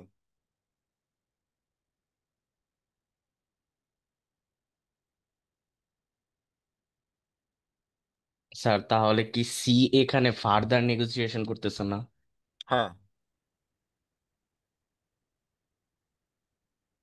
কিন্তু ক্লেমটা পরিশোধ করা হচ্ছে বি এর জন্য, বি হচ্ছে লায়াবল পার্টি। বুঝতে পারছি স্যার। আচ্ছা, এবার ডিতে।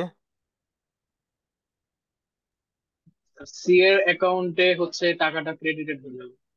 ইয়েস, এটা সাধারণত ব্যাংকের ক্ষেত্রে হয়। হ্যাঁ, within must be credited to C. আচ্ছা, this endorsement exclude the right of further negotiation by C. তাহলে পে সি, তাহলে সি কে দিতে হবে, আর নেগোশিয়েট করা যাবে না। Pay C value in account with the Oriental Bank, Oriental ব্যাংকই দিতে হবে এবং সি কে দিতে হবে। Pay the content to C, being the part of the consideration in a certain deed of assignment executed by C to the endorsers of others. তাহলে same. These endorsement do not exclude the right of further negotiation by C.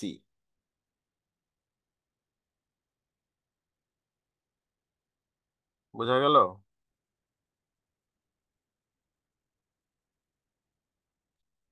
লাস্টেরটা কি বলছেন? এটা হচ্ছে এরকম: B signs following endorsement for different negotiable instrument payable or bearer. যে মুডটা কি হবে?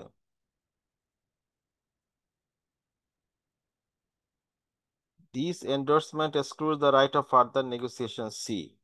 C further negotiate করতে পারবে না। আর এইটার এক্সাম্পল নাই।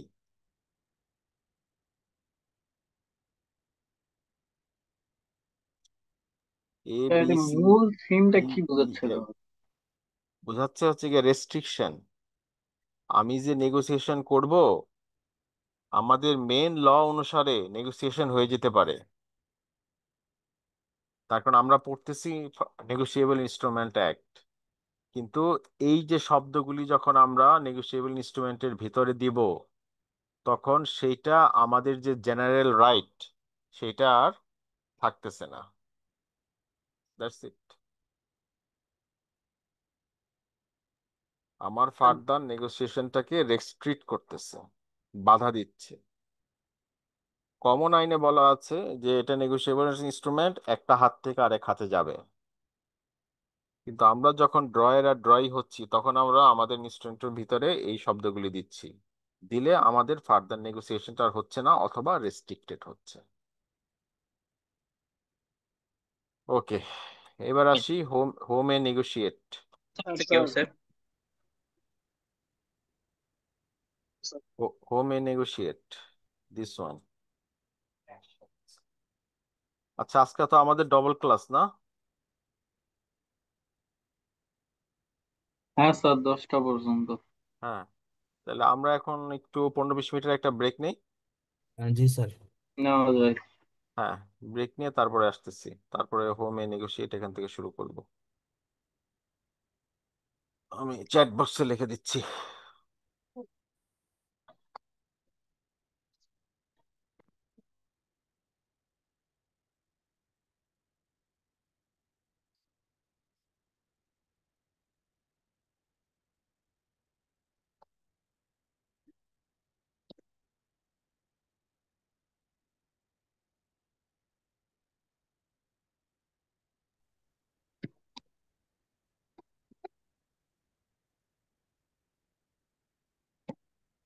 ব্রেকের ভিতরে, হ্যাঁ, আপনারা এই যে ফার্দার এই জিনিসগুলো একটু দেখেন।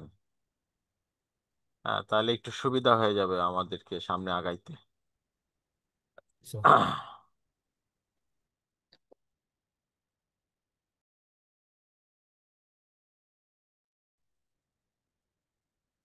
হ্যালো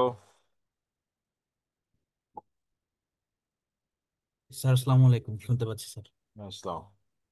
জি স্যার। ওকে, হোমে নেগোশিয়েট এটা একটু পড়বেন জি sir. Every please. sole maker, drawer, payee, or endorsee, or all of several joint makers, drawers, payees, or endors of a negotiable instrument may, if the negotiability of such instrument has not been restricted of, excluded as mentioned in section 50, endorse and negotiate the same.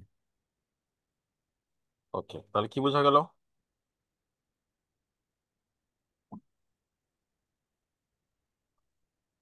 এক্সপ্লেনেশনটাও পড়েন। Ji sir. Nothing in this section enables a maker or a drawer to endorse or negotiate an instrument unless he is in lawful possession or is holder thereof, or enables a payee or endorse to endorse or negotiate an instrument unless he is holder thereof. তো নিজের common সেন্সে বলেন কি বুঝলেন?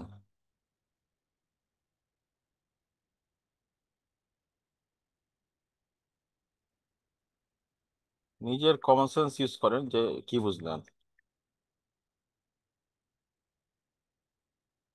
Sir, মানে কি যে কেউই আর কি এটা কি হচ্ছে এন্ডোর্স করতে পারবে এবং নেগোশিয়েট করতে পারবে? না, এটা তো লেখাই আছে না সেকশন 51-এর। তাহলে মেকার, ড্রয়ার, পেয়ি, ইন্ডোর্সি এগুলো বুঝেন আপনি? না স্যার, একটু এক্সপ্লেন করলে বেটার হয়। ক্লাসের আর কেউ? Maker, drawer, payee, ইন্ডোর্সি।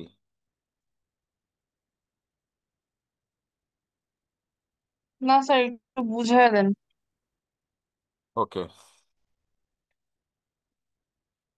যেমন চেক মেক ড্র করা যায়, প্রমিসারি নোট মেক করতে হয়, আর পেয়ার আর পেয়ি এই ইংলিশ ল্যাঙ্গুয়েজে এই দুইটা বলেন তো, কে দাতা কে গ্রহীতা? আর পেই হচ্ছে গ্রহীতাটা যে, হচ্ছে হ্যাঁ বলেন।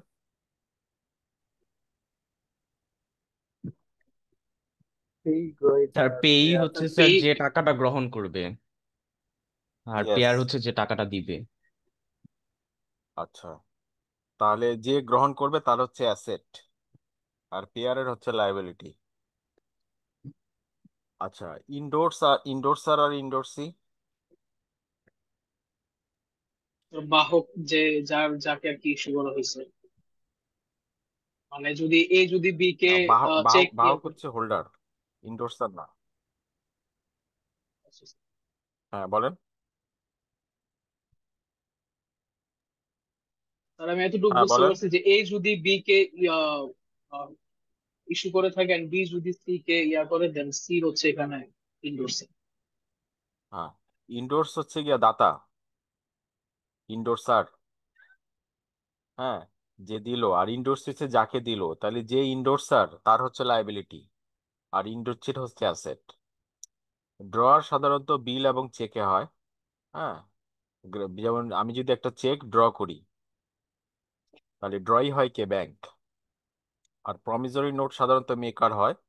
আর ফর সাম রিজন মেক মেকি শব্দটা আমরা ইউজ করি না। ওকে, তাহলে বিভিন্ন ইনস্ট্রুমেন্টের জন্য আমরা বিভিন্ন নাম নট নেসেসারিলি যে হুবহু ব্যবহার করি, বাট টু সাম এক্সটেন্ট, যেমন মেকার প্রমিসরি নোটের জন্য, ড্রয়ার চেকের জন্য, পেই অর পেয়ার বিলের জন্য। হ্যাঁ, আর ইনডোর সাধারণত সবকিছুর জন্যই বের করা যায়।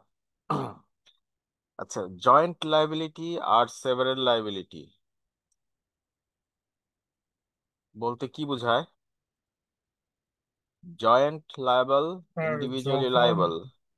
স্যার যখন হচ্ছে কোনো গ্রুপ অফ পিপল কোনো একটা কাজের জন্য লাইবল থাকে, সেটা হচ্ছে জয়েন্ট।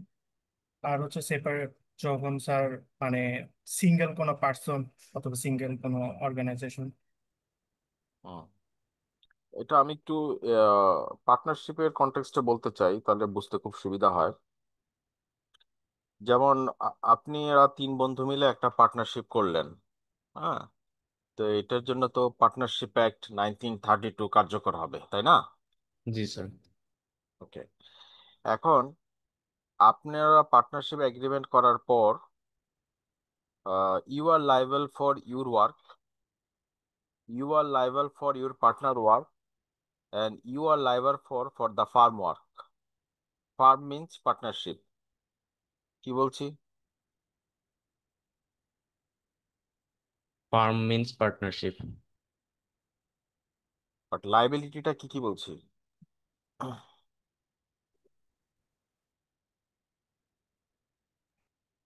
মানে স্যার নিজের পার্টনারশিপ কাজের জন্য এবং আমার পার্টনারদের কাজের জন্য সবকিছুর জন্য আর কি লায়াবল এবং থাকবে। এবং পার্টনারশিপ মানে ফার্মের কাজের জন্য একটা পার্টনার এগ্রিমেন্ট আপনি যখন করলেন, তখন আপনি তিনটা জিনিসের জন্য লায়াবল। আপনি আপনার নিজের কাজের জন্য লায়াবল, এটা হচ্ছে গিয়া ইন্ডিভিজুয়াল লায়াবিলিটি। আপনি আপনি এবং আপনার পার্টনারের কাজের জন্য লায়াবল, এটা হচ্ছে জয়েন্ট লায়াবিলিটি। আর ফার্মের যে কাজ হবে, সবাই মিলে যেটা করবেন, ওই কাজের জন্য আপনি লায়াবল। বুঝা গেল?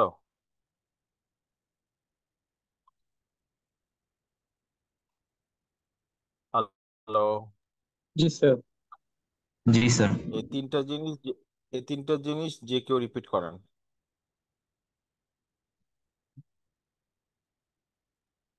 স্যার একটা হচ্ছে আমার এই আমি, কথাটা স্যার প্রথমটা হচ্ছে স্যার আমি হচ্ছে আমার নিজের কাজের জন্য লায়াবল, এটা হচ্ছে ইন্ডিভিজুয়াল লায়াবিলিটি। হ্যাঁ, আমি আর আমি হচ্ছে আমার কাজ ও ফার্মের কাজের জন্য লায়াবল, এটা হচ্ছে জয়েন্ট লায়াবিলিটি। আর সব পার্টনাররা মিলে হচ্ছে যে কাজের জন্য লায়াবল, হ্যাঁ সেটা হচ্ছে সেভারাল হ্যাঁ হ্যাঁ, লায়াবিলিটি। বলেন। স্যার বললাম যে আমি মানে আমি এবং আমার পার্টনাররা সবাই মিলে যে কাজটার জন্য লায়াবল, সেটা হচ্ছে এই সেভারাল লায়াবিলিটি। জি, আর একটা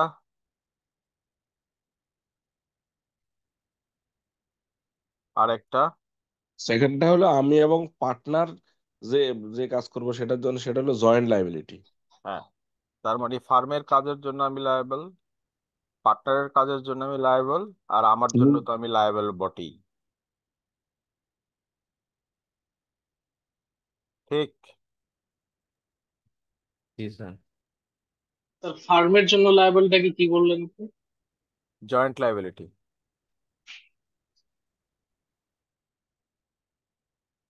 ওকে, তাহলে নেগোশিয়েবল ইনস্ট্রুমেন্টের ক্ষেত্রে তাই।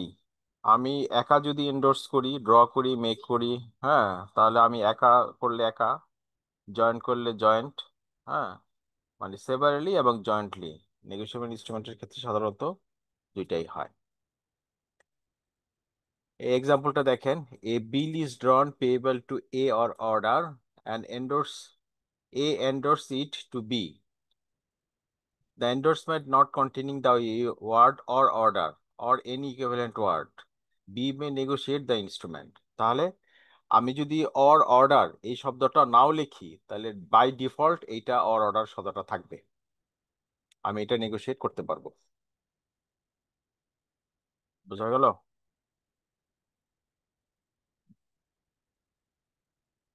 জি স্যার।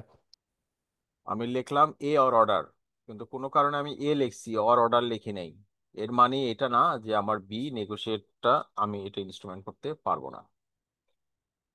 আচ্ছা, এবার আসি defective title.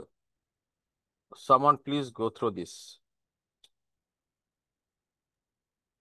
When a promissory note, bill of exchange or check has been lost or has been obtained from any maker, drawer, acceptor, or holder thereof by means of an offense or fraud, or for an unlawful consideration, neither the person who finds or so obtains the instrument, nor any possessor or endorsee who claims through such person is entitled to receive the amount due thereon from such maker, drawer, acceptor, or holder, unless such possessor or endorsee is or some person through whom he claims was a holder thereof in due course. তাহলে শব্দটা কি? Defective title. অর্থাৎ একটা আমি title একটা নিয়েছি কিন্তু আমার টাইটেলটা অ্যাকচুয়াল না, এই টাইটেলটার ভিতরে ফল্ট আছে। তাহলে এই ফল্টটা আমরা একটু বোঝার চেষ্টা করি। একটা চেক হারাই গেছে, অথবা আমি চেকটা ফ্রড করে নিচ্ছি, অথবা আমরা চেকটা আনলফুল কনসিডারেশনের মাধ্যমে নিয়েছি। আনলফুল কনসিডারেশন কি হইতে পারে? স্যার যেটা আইনের এগেনস্টে আছে। না, এটা তো আপনি ইয়া করলেন, ঠিক Which আছে, is not কিন্তু enforceable একটা by law. না, একটা এক্সাম্পল বলেন যে না আন একটা এক্সাম্পল বলেন।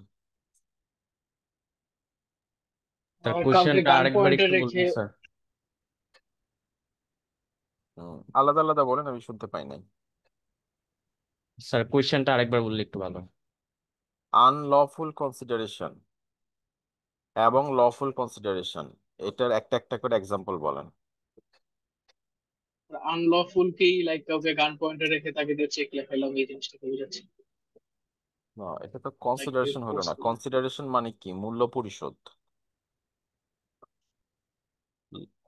লতে কনসিডারেশন শব্দটার মানে হচ্ছে মূল্য পরিশোধ। স্যার সাপোজ আমি একজনকে প্রমিস করলাম যে আমি তাকে 5 লাখ টাকা দিব, আমি তার একটা প্রপার্টি নিব। তো এইখানে 5 লাখ টাকা স্যার কনসিডারেশন, মানে এই টাকার পরিবর্তে সে আমাকে ওই প্রপার্টিটা দিবে। হ্যাঁ, এটা তো হচ্ছে লফুল কনসিডারেশন। এটা লফুল কনসিডারেশন। এখন আমি যদি এই প্রপার্টিটা নেই কিন্তু তাকে কোনো ধরনের টাকা পরিশোধ না করি, বা সে আমাকে প্রপার্টিটা উইদাউট এনি মানি সে আমাকে দিয়ে দিল, তো এখানে স্যার কোনো কনসিডারেশন নেই। না, ওইটা হবে ধরেন স্যার আপনি একটা কন্ট্রাক্টটা যদি কোনো মাইনরের এগেনস্টে যদি হয় তাহলে স্যার সেটা হচ্ছে আনলফুল কনসিডারেশন হবে, কারণ মাইনরের হ্যাঁ সাথে স্যার কোনো লফুল কনসিডারেশন হয় না। হ্যাঁ, একটা সিম্পল এক্সাম্পল দিই। যেমন মনে করেন যে আপনি বললেন যে ওরে খুন করলে আমি 10 লাখ টাকা দিব, তাহলে এটাও কনসিডারেশন বাট আনলফুল কনসিডারেশন। আপনি কারো কাছ থেকে ফেন্সিডিল বিক্রি করছেন, এই কনসিডারেশনটা হবে আনলফুল কনসিডারেশন। প্রপার্টি বিক্রি করছেন, টাকা পাবেন, লফুল কনসিডারেশন। বাট মাদক দ্রব্য বিক্রি করছেন, টাকা পাবেন, এটা হচ্ছে আনলফুল কনসিডারেশন। দুইটাই কিন্তু কনসিডারেশন। বুঝা গেল? জি স্যার। ওকে। তাহলে আপনি একটা অপরাধ করছেন, অপরাধের মাধ্যমে একটা ক্লেম অর্জন করছেন। কারো একটা জিনিস হারাই গেছে, ওইটা নিয়ে একটা ওই ক্লেমটা ওই চেকটা আপনি খুঁজে পাইছেন বা ওই ইনস্ট্রুমেন্ট আপনি খুঁজে পাইছেন। আর হচ্ছে আনলফুল কনসিডারেশন, এগুলোর মাধ্যমে আপনি যদি একটা টাইটেল পান তাহলে সেটা হবে ডিফেক্টিভ টাইটেল। বোঝা গেল? জি স্যার। কিন্তু এখানে একটা জিনিস আমি হিন্টস দিয়ে রাখি, পরে এটা আমি ডিটেলস পড়াবো। সেটা হচ্ছে, মনে করেন এ বি থেকে একটা চেক পেয়েছে, বি চেকটা হারাই ফেলছে, সি সেটা খুঁজে পেয়েছে। এখন ডি জানে না যে এটা সে কিভাবে পাইছে, ডি সরল বিশ্বাসে নিয়েছে, তাহলে এটাকে কিন্তু ডিফেক্টিভ টাইটেল হবে না। স্যার এটা পরে আরেকবার আমি বলুন। ডিটেলস বলবো। হ্যাঁ, মনে করেন এ বির কাছ থেকে নিয়েছে, তাহলে ঠিক আছে। এখন বি চেকটা হারায় ফেলছে, সি সেটা খুঁজে পেয়েছে, তাহলে সিটা হচ্ছে ডিফেক্টিভ টাইটেল। কিন্তু সি আবার এটা ডি কে ট্রান্সফার করে দিয়েছে, ডি যেটা জানে না যে সি এটা হারায় খুঁজে পেয়ে মানে খুঁজে পেয়েছে, মানে হারাই গেছিল সে নিয়ে নিয়েছে। তাহলে সির জন্য এটা ডিফেক্টিভ টাইটেল, কিন্তু ডি কিন্তু সি থেকে দিয়েছে ডিউ কনসিডারেশনের মাধ্যমে, তাহলে ডিটা ইয়া হবে না, ডিফেক্টিভ টাইটেল হবে না। Anyone can repeat?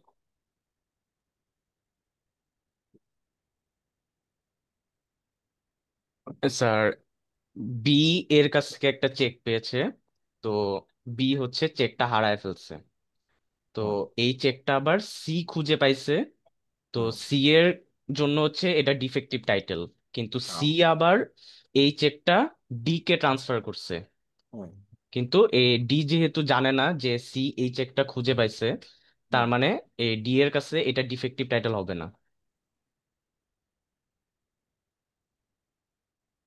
গুড, তাহলে এই চেনটা আপনি বুঝে ফেললেন। এবার আমি একটা বলতে চাই, এই যে জানে না, এটাকে আইনের ভাষায় বলে হচ্ছে না জেনে গ্রহণ করা। এটা হচ্ছে বোনাফাইড, বাংলায় বলে খাঁটি বিশ্বাস বা সরল বিশ্বাস। তাহলে তাকে প্রুফ করতে হবে সে বোনাফাইড ছিল, সরল বিশ্বাসে নিছে। এই বোনাফাইডের উল্টা শব্দ হচ্ছে গিয়া মেলাফাইড। কি বলছি? মেলাফাইড। পুরোটা বলেন। বোনাফাইড এটা হচ্ছে সরল বিশ্বাসে নেওয়া, আর মেলাফাইড হচ্ছে সে জানে তারপরেও জেনে শুনে সে এটা নিছে।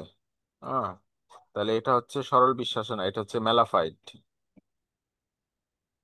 আইনের দৃষ্টিতে কেউ যদি বোনাফাইড কোনো কিছু করে তাহলে সেটা ভ্যালিড, আর একই কাজ কেউ যদি মেলাফাইডে করে তাহলে ভ্যালিড না। এটা একটু অ্যাকাউন্টিং এর ভাষায় বলি। What is the difference between error and fraud?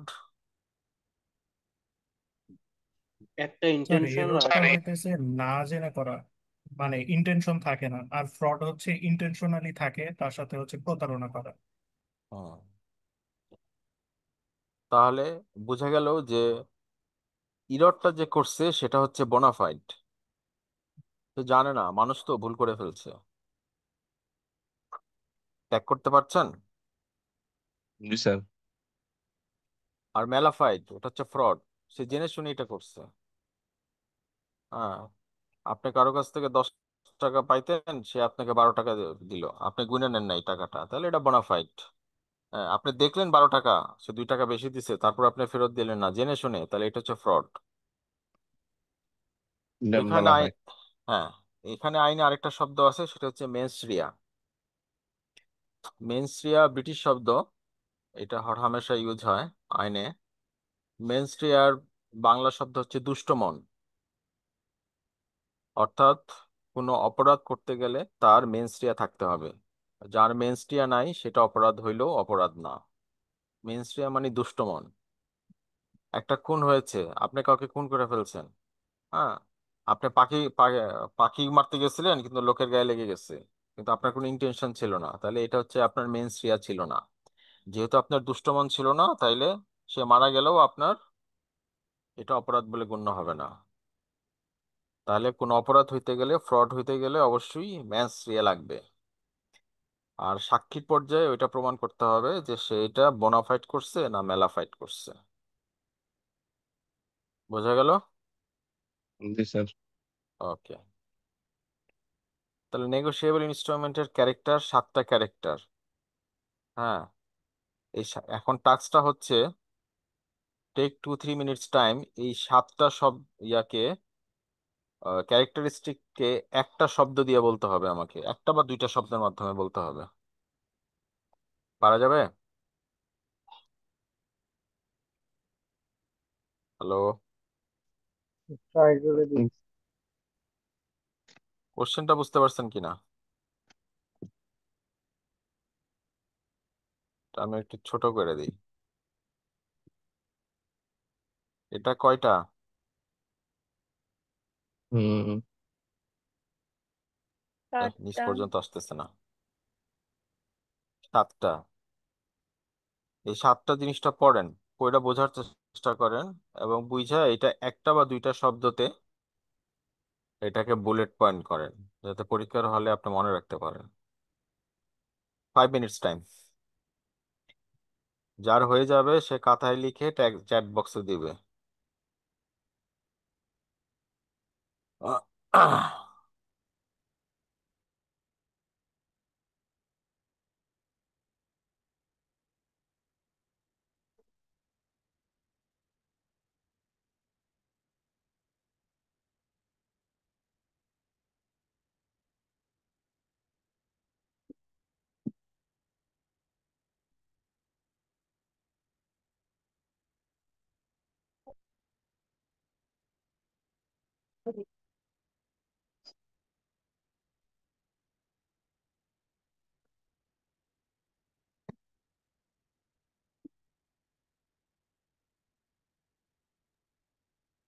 আসসালামু আলাইকুম স্যার। ওয়ালাইকুম সালাম, হ্যাঁ বলেন। স্যার এই যে মানে পয়েন্ট আউটের কথা বললেন, এটা কি স্যার মানে 7টা মিলে একটা না না না শব্দ না না, 7টা 7টা শব্দ হবে। আচ্ছা, মানে প্রত্যেকটা ও- পয়েন্টের জন্য ইন্ডিভিজুয়াল। হ্যাঁ, কোনোটাই জি একের অধিক হবে, একটা জি শব্দ জি জি, দিয়ে বোঝা যাবে না। ঠিক আছে, থ্যাংক ইউ স্যার।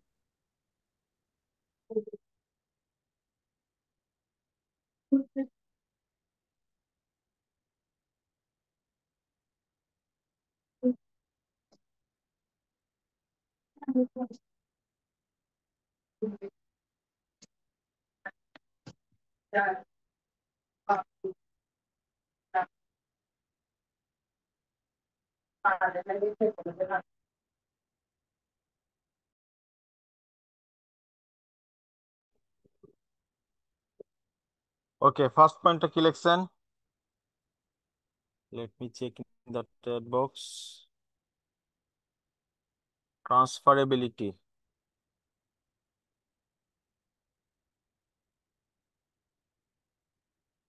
হ্যালো, জি স্যার, শুনতেছি। ট্রান্সফারেবিলিটি।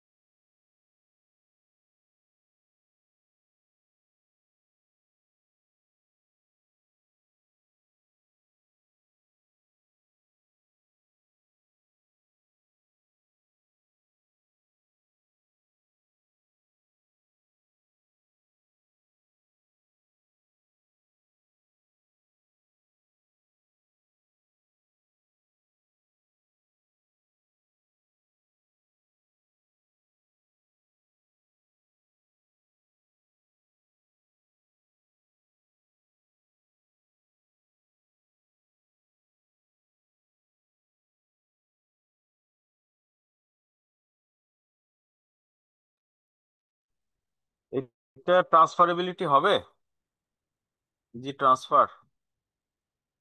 ওকে, Are transferable without any formalities.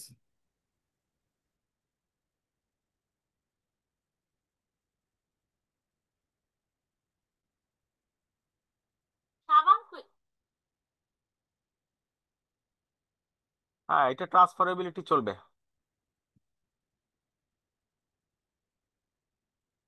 এটা ট্রান্সফারেবিলিটি চলবে। ওকে, নাম্বার 2 কি লিখছেন?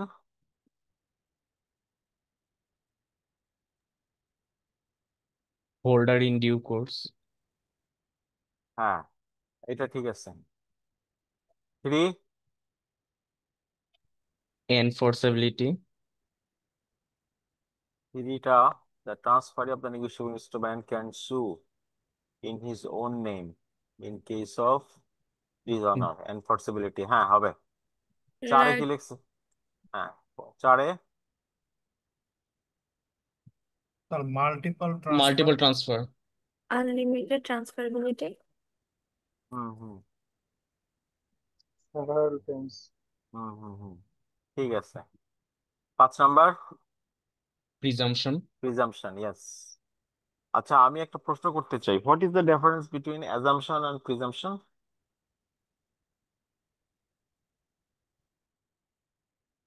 সবাই গুগল করতে শুরু করছে।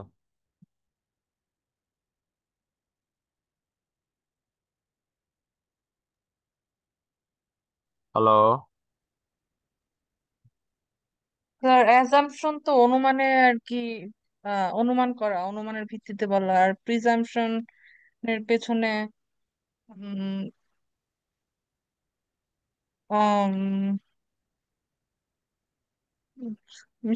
ক্লিয়ার না। দেখি কে কে গুগল করছে বাই দিস টাইম।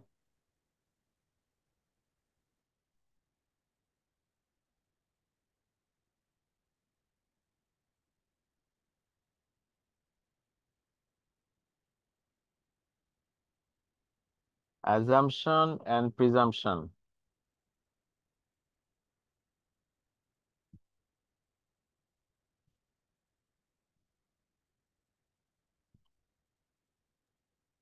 বলেন। Presumption হচ্ছে স্যার হচ্ছে অনুমান করা।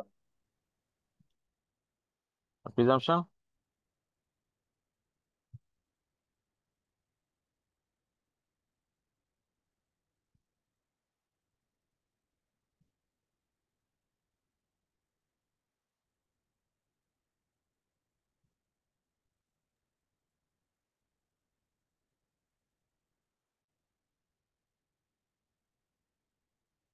স্যার প্রিজাম্পশন হ্যালো, এর পিছনে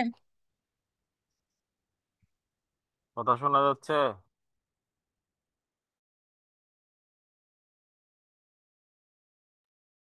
জি স্যার, শোনা যাচ্ছে।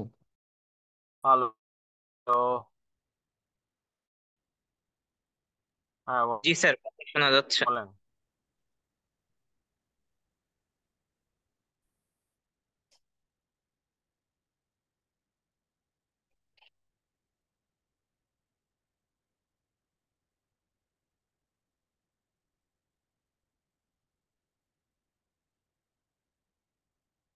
জান্নাতুল ফের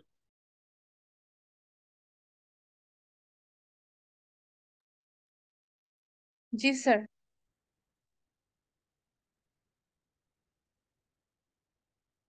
স্যার প্রিজাম্পশন আমি বুঝতে পারছি, কিন্তু আমি আসলে আহ, ভালোভাবে আসলে ব্যাখ্যা কিভাবে করব সেটা বুঝতে পারছি না। আমি হয়তো ভাগ প্রিজাম্পশন হয়ে স্যার গিয়েছে। বের হয়ে গেছে। আর আপনি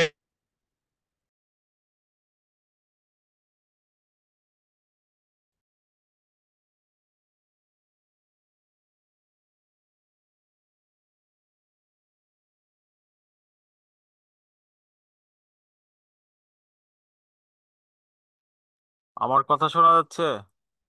জি স্যার। জি স্যার। লাইনটা কেটে গেল। জি বলেন sir. Assumption and presumption. Sir sir assumption অনুমান, আর প্রিজাম্পশনের পিছনে অনেক সময় আর কি মানে যুক্তি থাকে, যদিও এটা কনক্রিট যুক্তি নাও হইতে পারে, কিন্তু একটা পসিবিলিটি থাকতে পারে যে হ্যাঁ এটা ট্রু হবে বা এরকম আর কি। স্যার আমি আমি বলি, ঠিকভাবে মানে কি বুঝায় আর বলতে কেউ? পারতেছি না, হ্যাঁ কিন্তু হ্যাঁ আমি আর কি মোটামুটি বুঝছি জিনিসটা। স্যার অ্যাজাম্পশন হচ্ছে সাধারণভাবে কোনো কিছু অনুমান করা, আর ও- প্রিজাম্পশন হচ্ছে আইন অনুযায়ী মানে কোনো একটা লিগ্যাল হুম ভিত্তিতে অনুমান। এই দুইটাই স্যার পার্থক্য। অ্যাজাম্পশনটা হচ্ছে সাধারণভাবে হুম। মানে কোনো কিছু অনুমান, আর প্রিজাম্পশনটা হচ্ছে এই আইন অনুযায়ী বা কোনো কিছুর ভিত্তিতে ধরে নেওয়া। আর কেউ? স্যার অ্যাজাম্পশনটা বেসিক্যালি স্যার হচ্ছে আমাদের ট্রাস্ট, এটা হচ্ছে আমাদের ট্রাস্ট এন্ড বিলিফ। আর যেটা হচ্ছে প্রিজাম্পশন সেটা হুম তো স্যার মাস্ট বি প্রুফ লাগে সেটা আমাদের।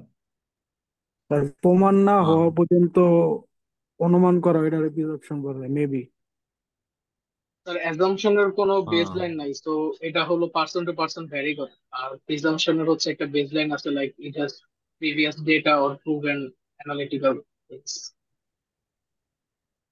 আহ, ঠিক আছে, আপনারা কাছাকাছি যাচ্ছেন, বাট আমি আরো একটু ক্লোজে ক্লোজে চাই। অ্যাজাম্পশনটা হচ্ছে when you are conceptual assumption, when you are আপনি কোনো কিছু অনুমান করছেন উইদাউট প্রুফ। আর প্রিজাম্পশন হচ্ছে যখন আপনি এভিডেন্সের ভিত্তিতে কিছু অনুমান করছেন। আমি একটা এক্সাম্পল দেই। ধরেন আপনি আকাশে মেঘ দেখেছেন, এখন আপনি বলতেছেন যে বৃষ্টি হতে পারে। So it is your assumption. Presumption কি? আপনি দেখলেন যে এখন হিউমিডিটি বাতাসে কত, আর্দ্রতা কত, টেম্পারেচার কত, হ্যাঁ, তারপরে বাতাসটা কোন দিক থেকে কোন দিকে আসতেছে, হ্যাঁ, এই যে আমাদের মেটেরোলজিক্যাল বা আবহাওয়ার ডেটা আছে, এই ডাটার উপরে বিশেষ করে আপনি বললেন যে বৃষ্টি হতে পারে, তাহলে এটা হচ্ছে প্রিজাম্পশন। আর আপনি আকাশে মেঘ দেখেছেন, হ্যাঁ, আর বললেন যে বৃষ্টি হতে পারে, তাহলে এটা হচ্ছে আপনার অ্যাজাম্পশন। অর্থাৎ প্রিজাম্পশন হওয়ার জন্য আমার কিছু এভিডেন্স লাগবে, কিছু যুক্তি। একজন বলেছেন যুক্তি, ঠিক আছে, যুক্তিটাকে আমি একটু বাড়াই বলতে চাই এভিডেন্স। প্রিজাম্পশন হতে গেলে আমার কিছু এভিডেন্স লাগবে যার বেসিসে আমি প্রিজিউম করব। আর অ্যাজিউম করতে গেলে আমার এভিডেন্স লাগবে না, আমি আমার জাজমেন্ট দিয়ে বলতে পারবো। একটা হচ্ছে উইথ ডেটা আর একটা হচ্ছে উইদাউট ডেটা। ক্লিয়ার? জি স্যার। জি sir, clear. Okay, this is we have already discussed negotiable instrument এর example, bill of exchange, promissory note, checks। এছাড়াও আছে এই যেগুলো যেগুলো আপনার প্যাচ লাগাবে। স্যার উপরে দুইটা বাকি ছিল স্যার। কই, এই যে 7টা পয়েন্ট বললি নাই আমরা? ও আচ্ছা, 6 নাম্বার কি লিখছেন? Sir cash sir substitute. Liquidity. Before the rate of maturity by paying small commission, yes, liquidity যাবে। 7, credit ordinance. Reliable. Prompt a payment. negotiable instrument enables the holder to expect prompt payment because a dishonor means the ruin of the credit of all persons who are parties to instrument.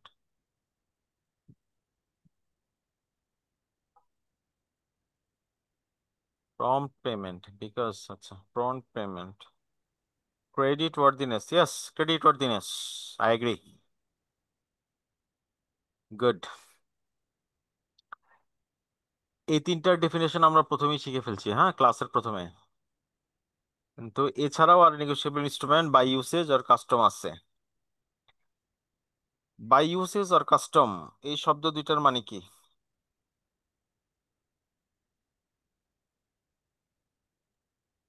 জানি না sir. Sir প্রথা বা রীতি। হ্যাঁ, প্রথমবার রীতি, এটা তো বাংলা হইলো, একটু এক্সপ্লেন করেন যে বাই ইউসেজ আমরা এই নেগোশিয়েবল ইনস্ট্রুমেন্ট গুলি পাই। হ্যাঁ, এটার একটা এক্সাম্পল হচ্ছে, যেমন অনেক কিছু আছে যেগুলো আইনে থাকে না কিন্তু আমরা করি। ফর এক্সাম্পল, আমরা বড়কে শ্রদ্ধা করি, ছোটকে স্নেহ করি, কিন্তু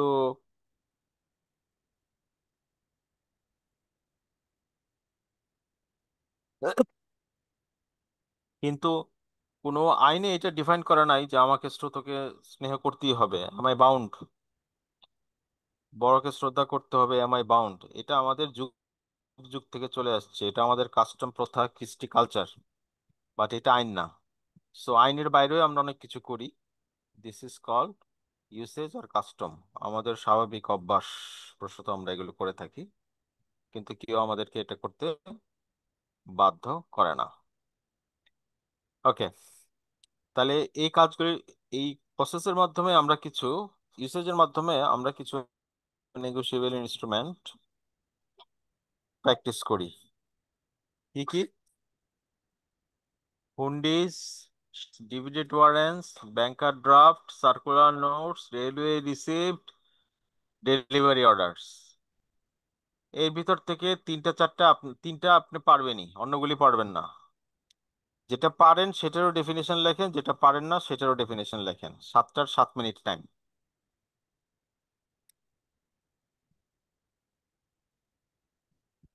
হ্যালো, হ্যালো। জি স্যার, শুনতে স্যার পাচ্ছি। শুনতে পাচ্ছি। জি স্যার। তিনটা একটু টাফ হয়ে যাবে আপনাদের জন্য, অন্যগুলো পারবেন। কষ্ট করে খাতায় লিখে ফেলেন।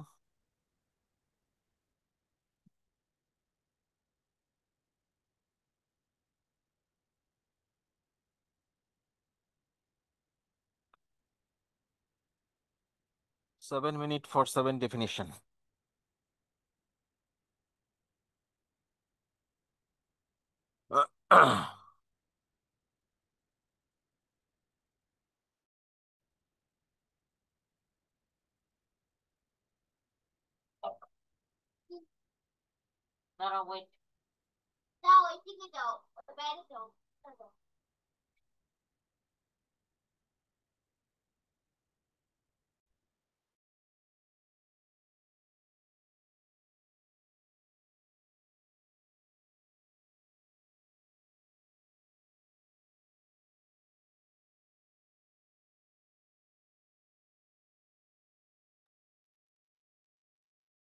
হ্যাঁ, বলেন।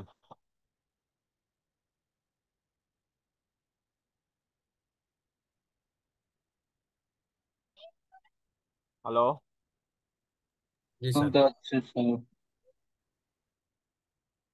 হুন্ডিটা কে বলবে? এটা আমাদের একটা অনেক বড় সমস্যা, হুন্ডি। স্যার হুন্ডি হচ্ছে মানে একটা illegal channel of money transfer, যেখানে স্যার আহ, ওই দেশ থেকে যখন কেউ মানে বাইরের যদি কোনো বাংলাদেশি অন্য একটা দেশে থাকে, তখন ওই দেশে সে তার ইনকামটা দিয়ে দেয় এবং ওই দেশের এজেন্ট এই দেশে আবার তার ফ্যামিলিকে টাকাটা পেমেন্ট করে দেয় এখানে। তো হচ্ছে এর ভিতর কোনো ব্যাংক ট্রান্সফার বা কোনো বৈধ চ্যানেল থাকে না, যার জন্য আর কি হুম, মানে গভর্নমেন্ট ক্ষতিগ্রস্ত হয় বা ইকোনমি হুম, ক্ষতিগ্রস্ত হয়। হুম। Share warrant.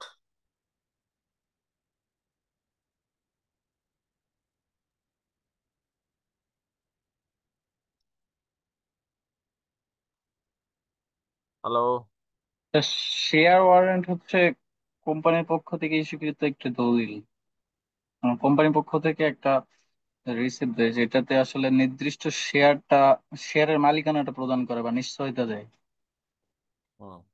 অর্থাৎ কোম্পানি তার একটা পেটে লেখা যায় যে তুমি আমার 50টা শেয়ারের মালিক। জি জি।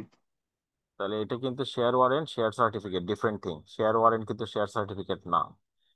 হ্যাঁ, একটা কোম্পানি যদি 50টা শেয়ার বিক্রি করে তাহলে সে 50টা সার্টিফিকেট দিবে। প্রত্যেকটা সার্টিফিকেটের আলাদা আলাদা নাম্বার থাকবে। কিন্তু সে যদি লিখে দেয় যে না আমি এই কোম্পানির 50টা শেয়ারের মালিক, একটা সার্টিফিকেট লিখে দেয়, তাহলে এটা হচ্ছে শেয়ার ওয়ারেন্ট। আবার ডিভিডেন্ড ওয়ারেন্ট ঠিক সেম। হ্যাঁ, যে উনি এত টাকা ডিভিডেন্ড পাবে। এগুলি সবই বাজারে বিক্রি করা যাবে। ব্যাংকার্স ড্রাফট এটা সবাই পারবেন। আপনারা এই যে পে অর্ডার করেন, ডিডি করেন। হ্যাঁ, সার্কুলার নোটস এটা হচ্ছে টাকা পয়সা। রেলওয়ে রিসিপ্টটা কে বলবেন?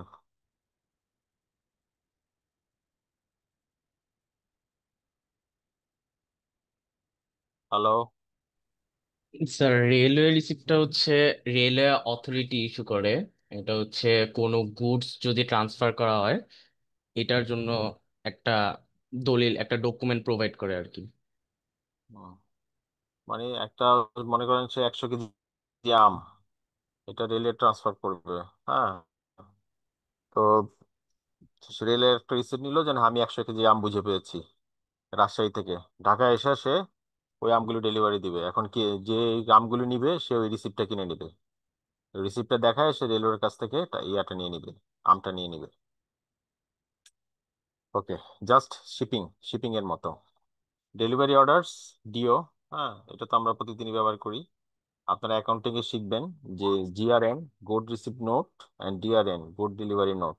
হ্যাঁ, রিসিপ্ট নোট হয় পারচেসের ক্ষেত্রে, আর ডেলিভারি নোট হয় সেলের ক্ষেত্রে। হ্যাঁ, নাইম সর্দার বলেন। তো সার্কুলার নোটসটা আনকমন, এটা একটু যদি করতেন। সার্কুলার নোটস টাকা পয়সা, আপনার প্রতিদিন টাকা, ক্যাশ টাকা, ডলার,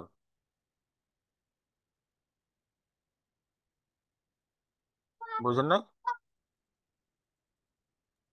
তার ডেফিনেশনের।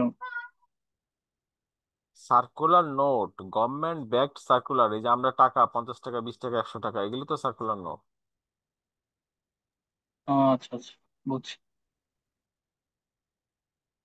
আচ্ছা, কারো কোনো কোশ্চেন থাকলে বলেন। স্যার ডেলিভারি ব্যাংকার্স ড্রাফটটা আরেকবার বললেন।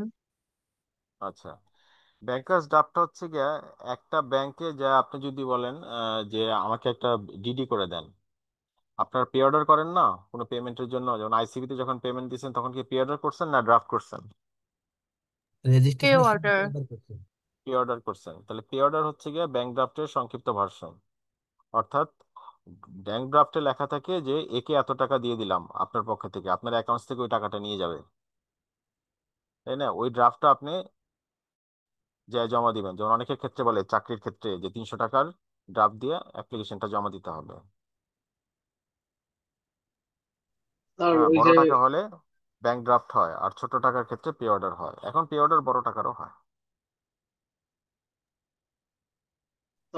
ডেলিভারি আর অর্ডারের ক্ষেত্রে যেটা বললেন যে সেলার নাকি বায়ার কিছু একটা বলছিলাম। জি জি জি জি জি, মনে করেন আপনি একটা ডেলিভারি অর্ডার দিলেন, হ্যাঁ, যে আমার 100টা ফ্রিজ রাজশাহীতে যাবে। এই ডেলিভারি অর্ডারের ভিতরে সবকিছু স্পেসিফিকেশন লেখা আছে। তো you sell this delivery order, এবং যেটা পারচেস করলো সে যায় ওই ডেলিভারি অর্ডার দেখায় এই নোটটা নিয়ে নিবে, এই পণ্যকে নিয়ে নিবে। তাহলে ওদের একটা বায়ার ইয়া করে না, দেখাচ্ছে না। যেই করুক, যেই করুক। এখন ডেলিভারি, এখন এ থেকে বি ডেলিভারি গেল, বি থেকে সি ডেলিভারি গেল, ডেলিভারি কার থেকে কার যাচ্ছে সেটা তো আমরা জানি না। আমরা জানি যে আমার যদি পণ্যের কোনো ডেলিভারি নোট তৈরি করি যে আমি এত পণ্য দিব, এটা যদি কেউ পারচেস করে নেয়, হ্যাঁ, তাহলে সে ওইটা দিয়ে তার ক্লেম তৈরি হয়ে যায় তার। সে নেগোশিয়েবল ইনস্ট্রুমেন্ট ব্যবহার করতে পারে যে এই কম পণ্যের ডেলিভারি আমি নিব, ইটস মাই রাইট। আর কেউ?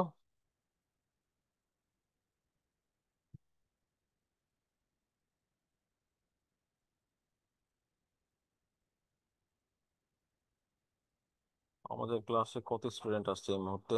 74। খুব কম লোক রেসপন্স করছে। সৌমিক চ্যাটার্জি আছেন? জি স্যার। সৌমিক, আপনি রেসপন্স করেন নাই, আপনি কি ক্লাস বুঝতেছেন না? জি স্যার বুঝছি, কিন্তু স্যার আজকে একটু মানে জার্নিতে ছিলাম, তো আমি বাসা থেকে আসতেছিলাম এর জন্য স্যার। হাবিবা জান্নাত মিম নাই। রেজওয়ান আহমেদ, সামিয়া নূর,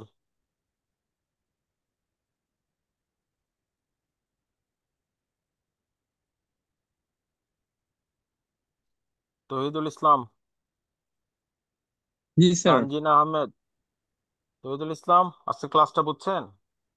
জি স্যার, বুঝছি স্যার। ওকে। তানজিনা আহমেদ নাই। ঠিক আছে, কারো যদি কোনো প্রশ্ন না থাকে আমরা আজকের মতো শেষ করি।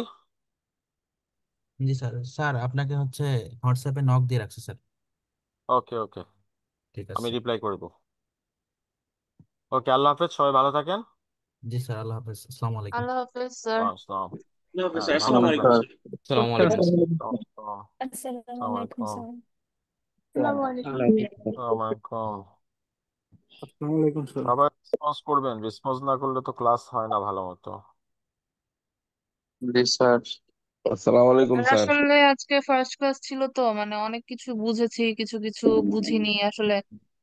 পড়ার পরে আচ্ছা, আরো আহ, মানে ভালো গ্র্যাব করতে পারবো জিনিসগুলা, একটু ধোঁয়াশা লাগছে। ইনশাল্লাহ, ইনশাল্লাহ। তবে স্যার সায়েন্স ব্যাকগ্রাউন্ড তো, তার জন্য মানে একদম রেসপন্স করতে পারতেছি না, অনেক সাইন্স কিছু। ব্যাংকের ছেলে মেয়েরা এই প্রফেশনে ভালো করে, ওরা আরো বেশি ভালো করে, আপনিও ভালো করবেন।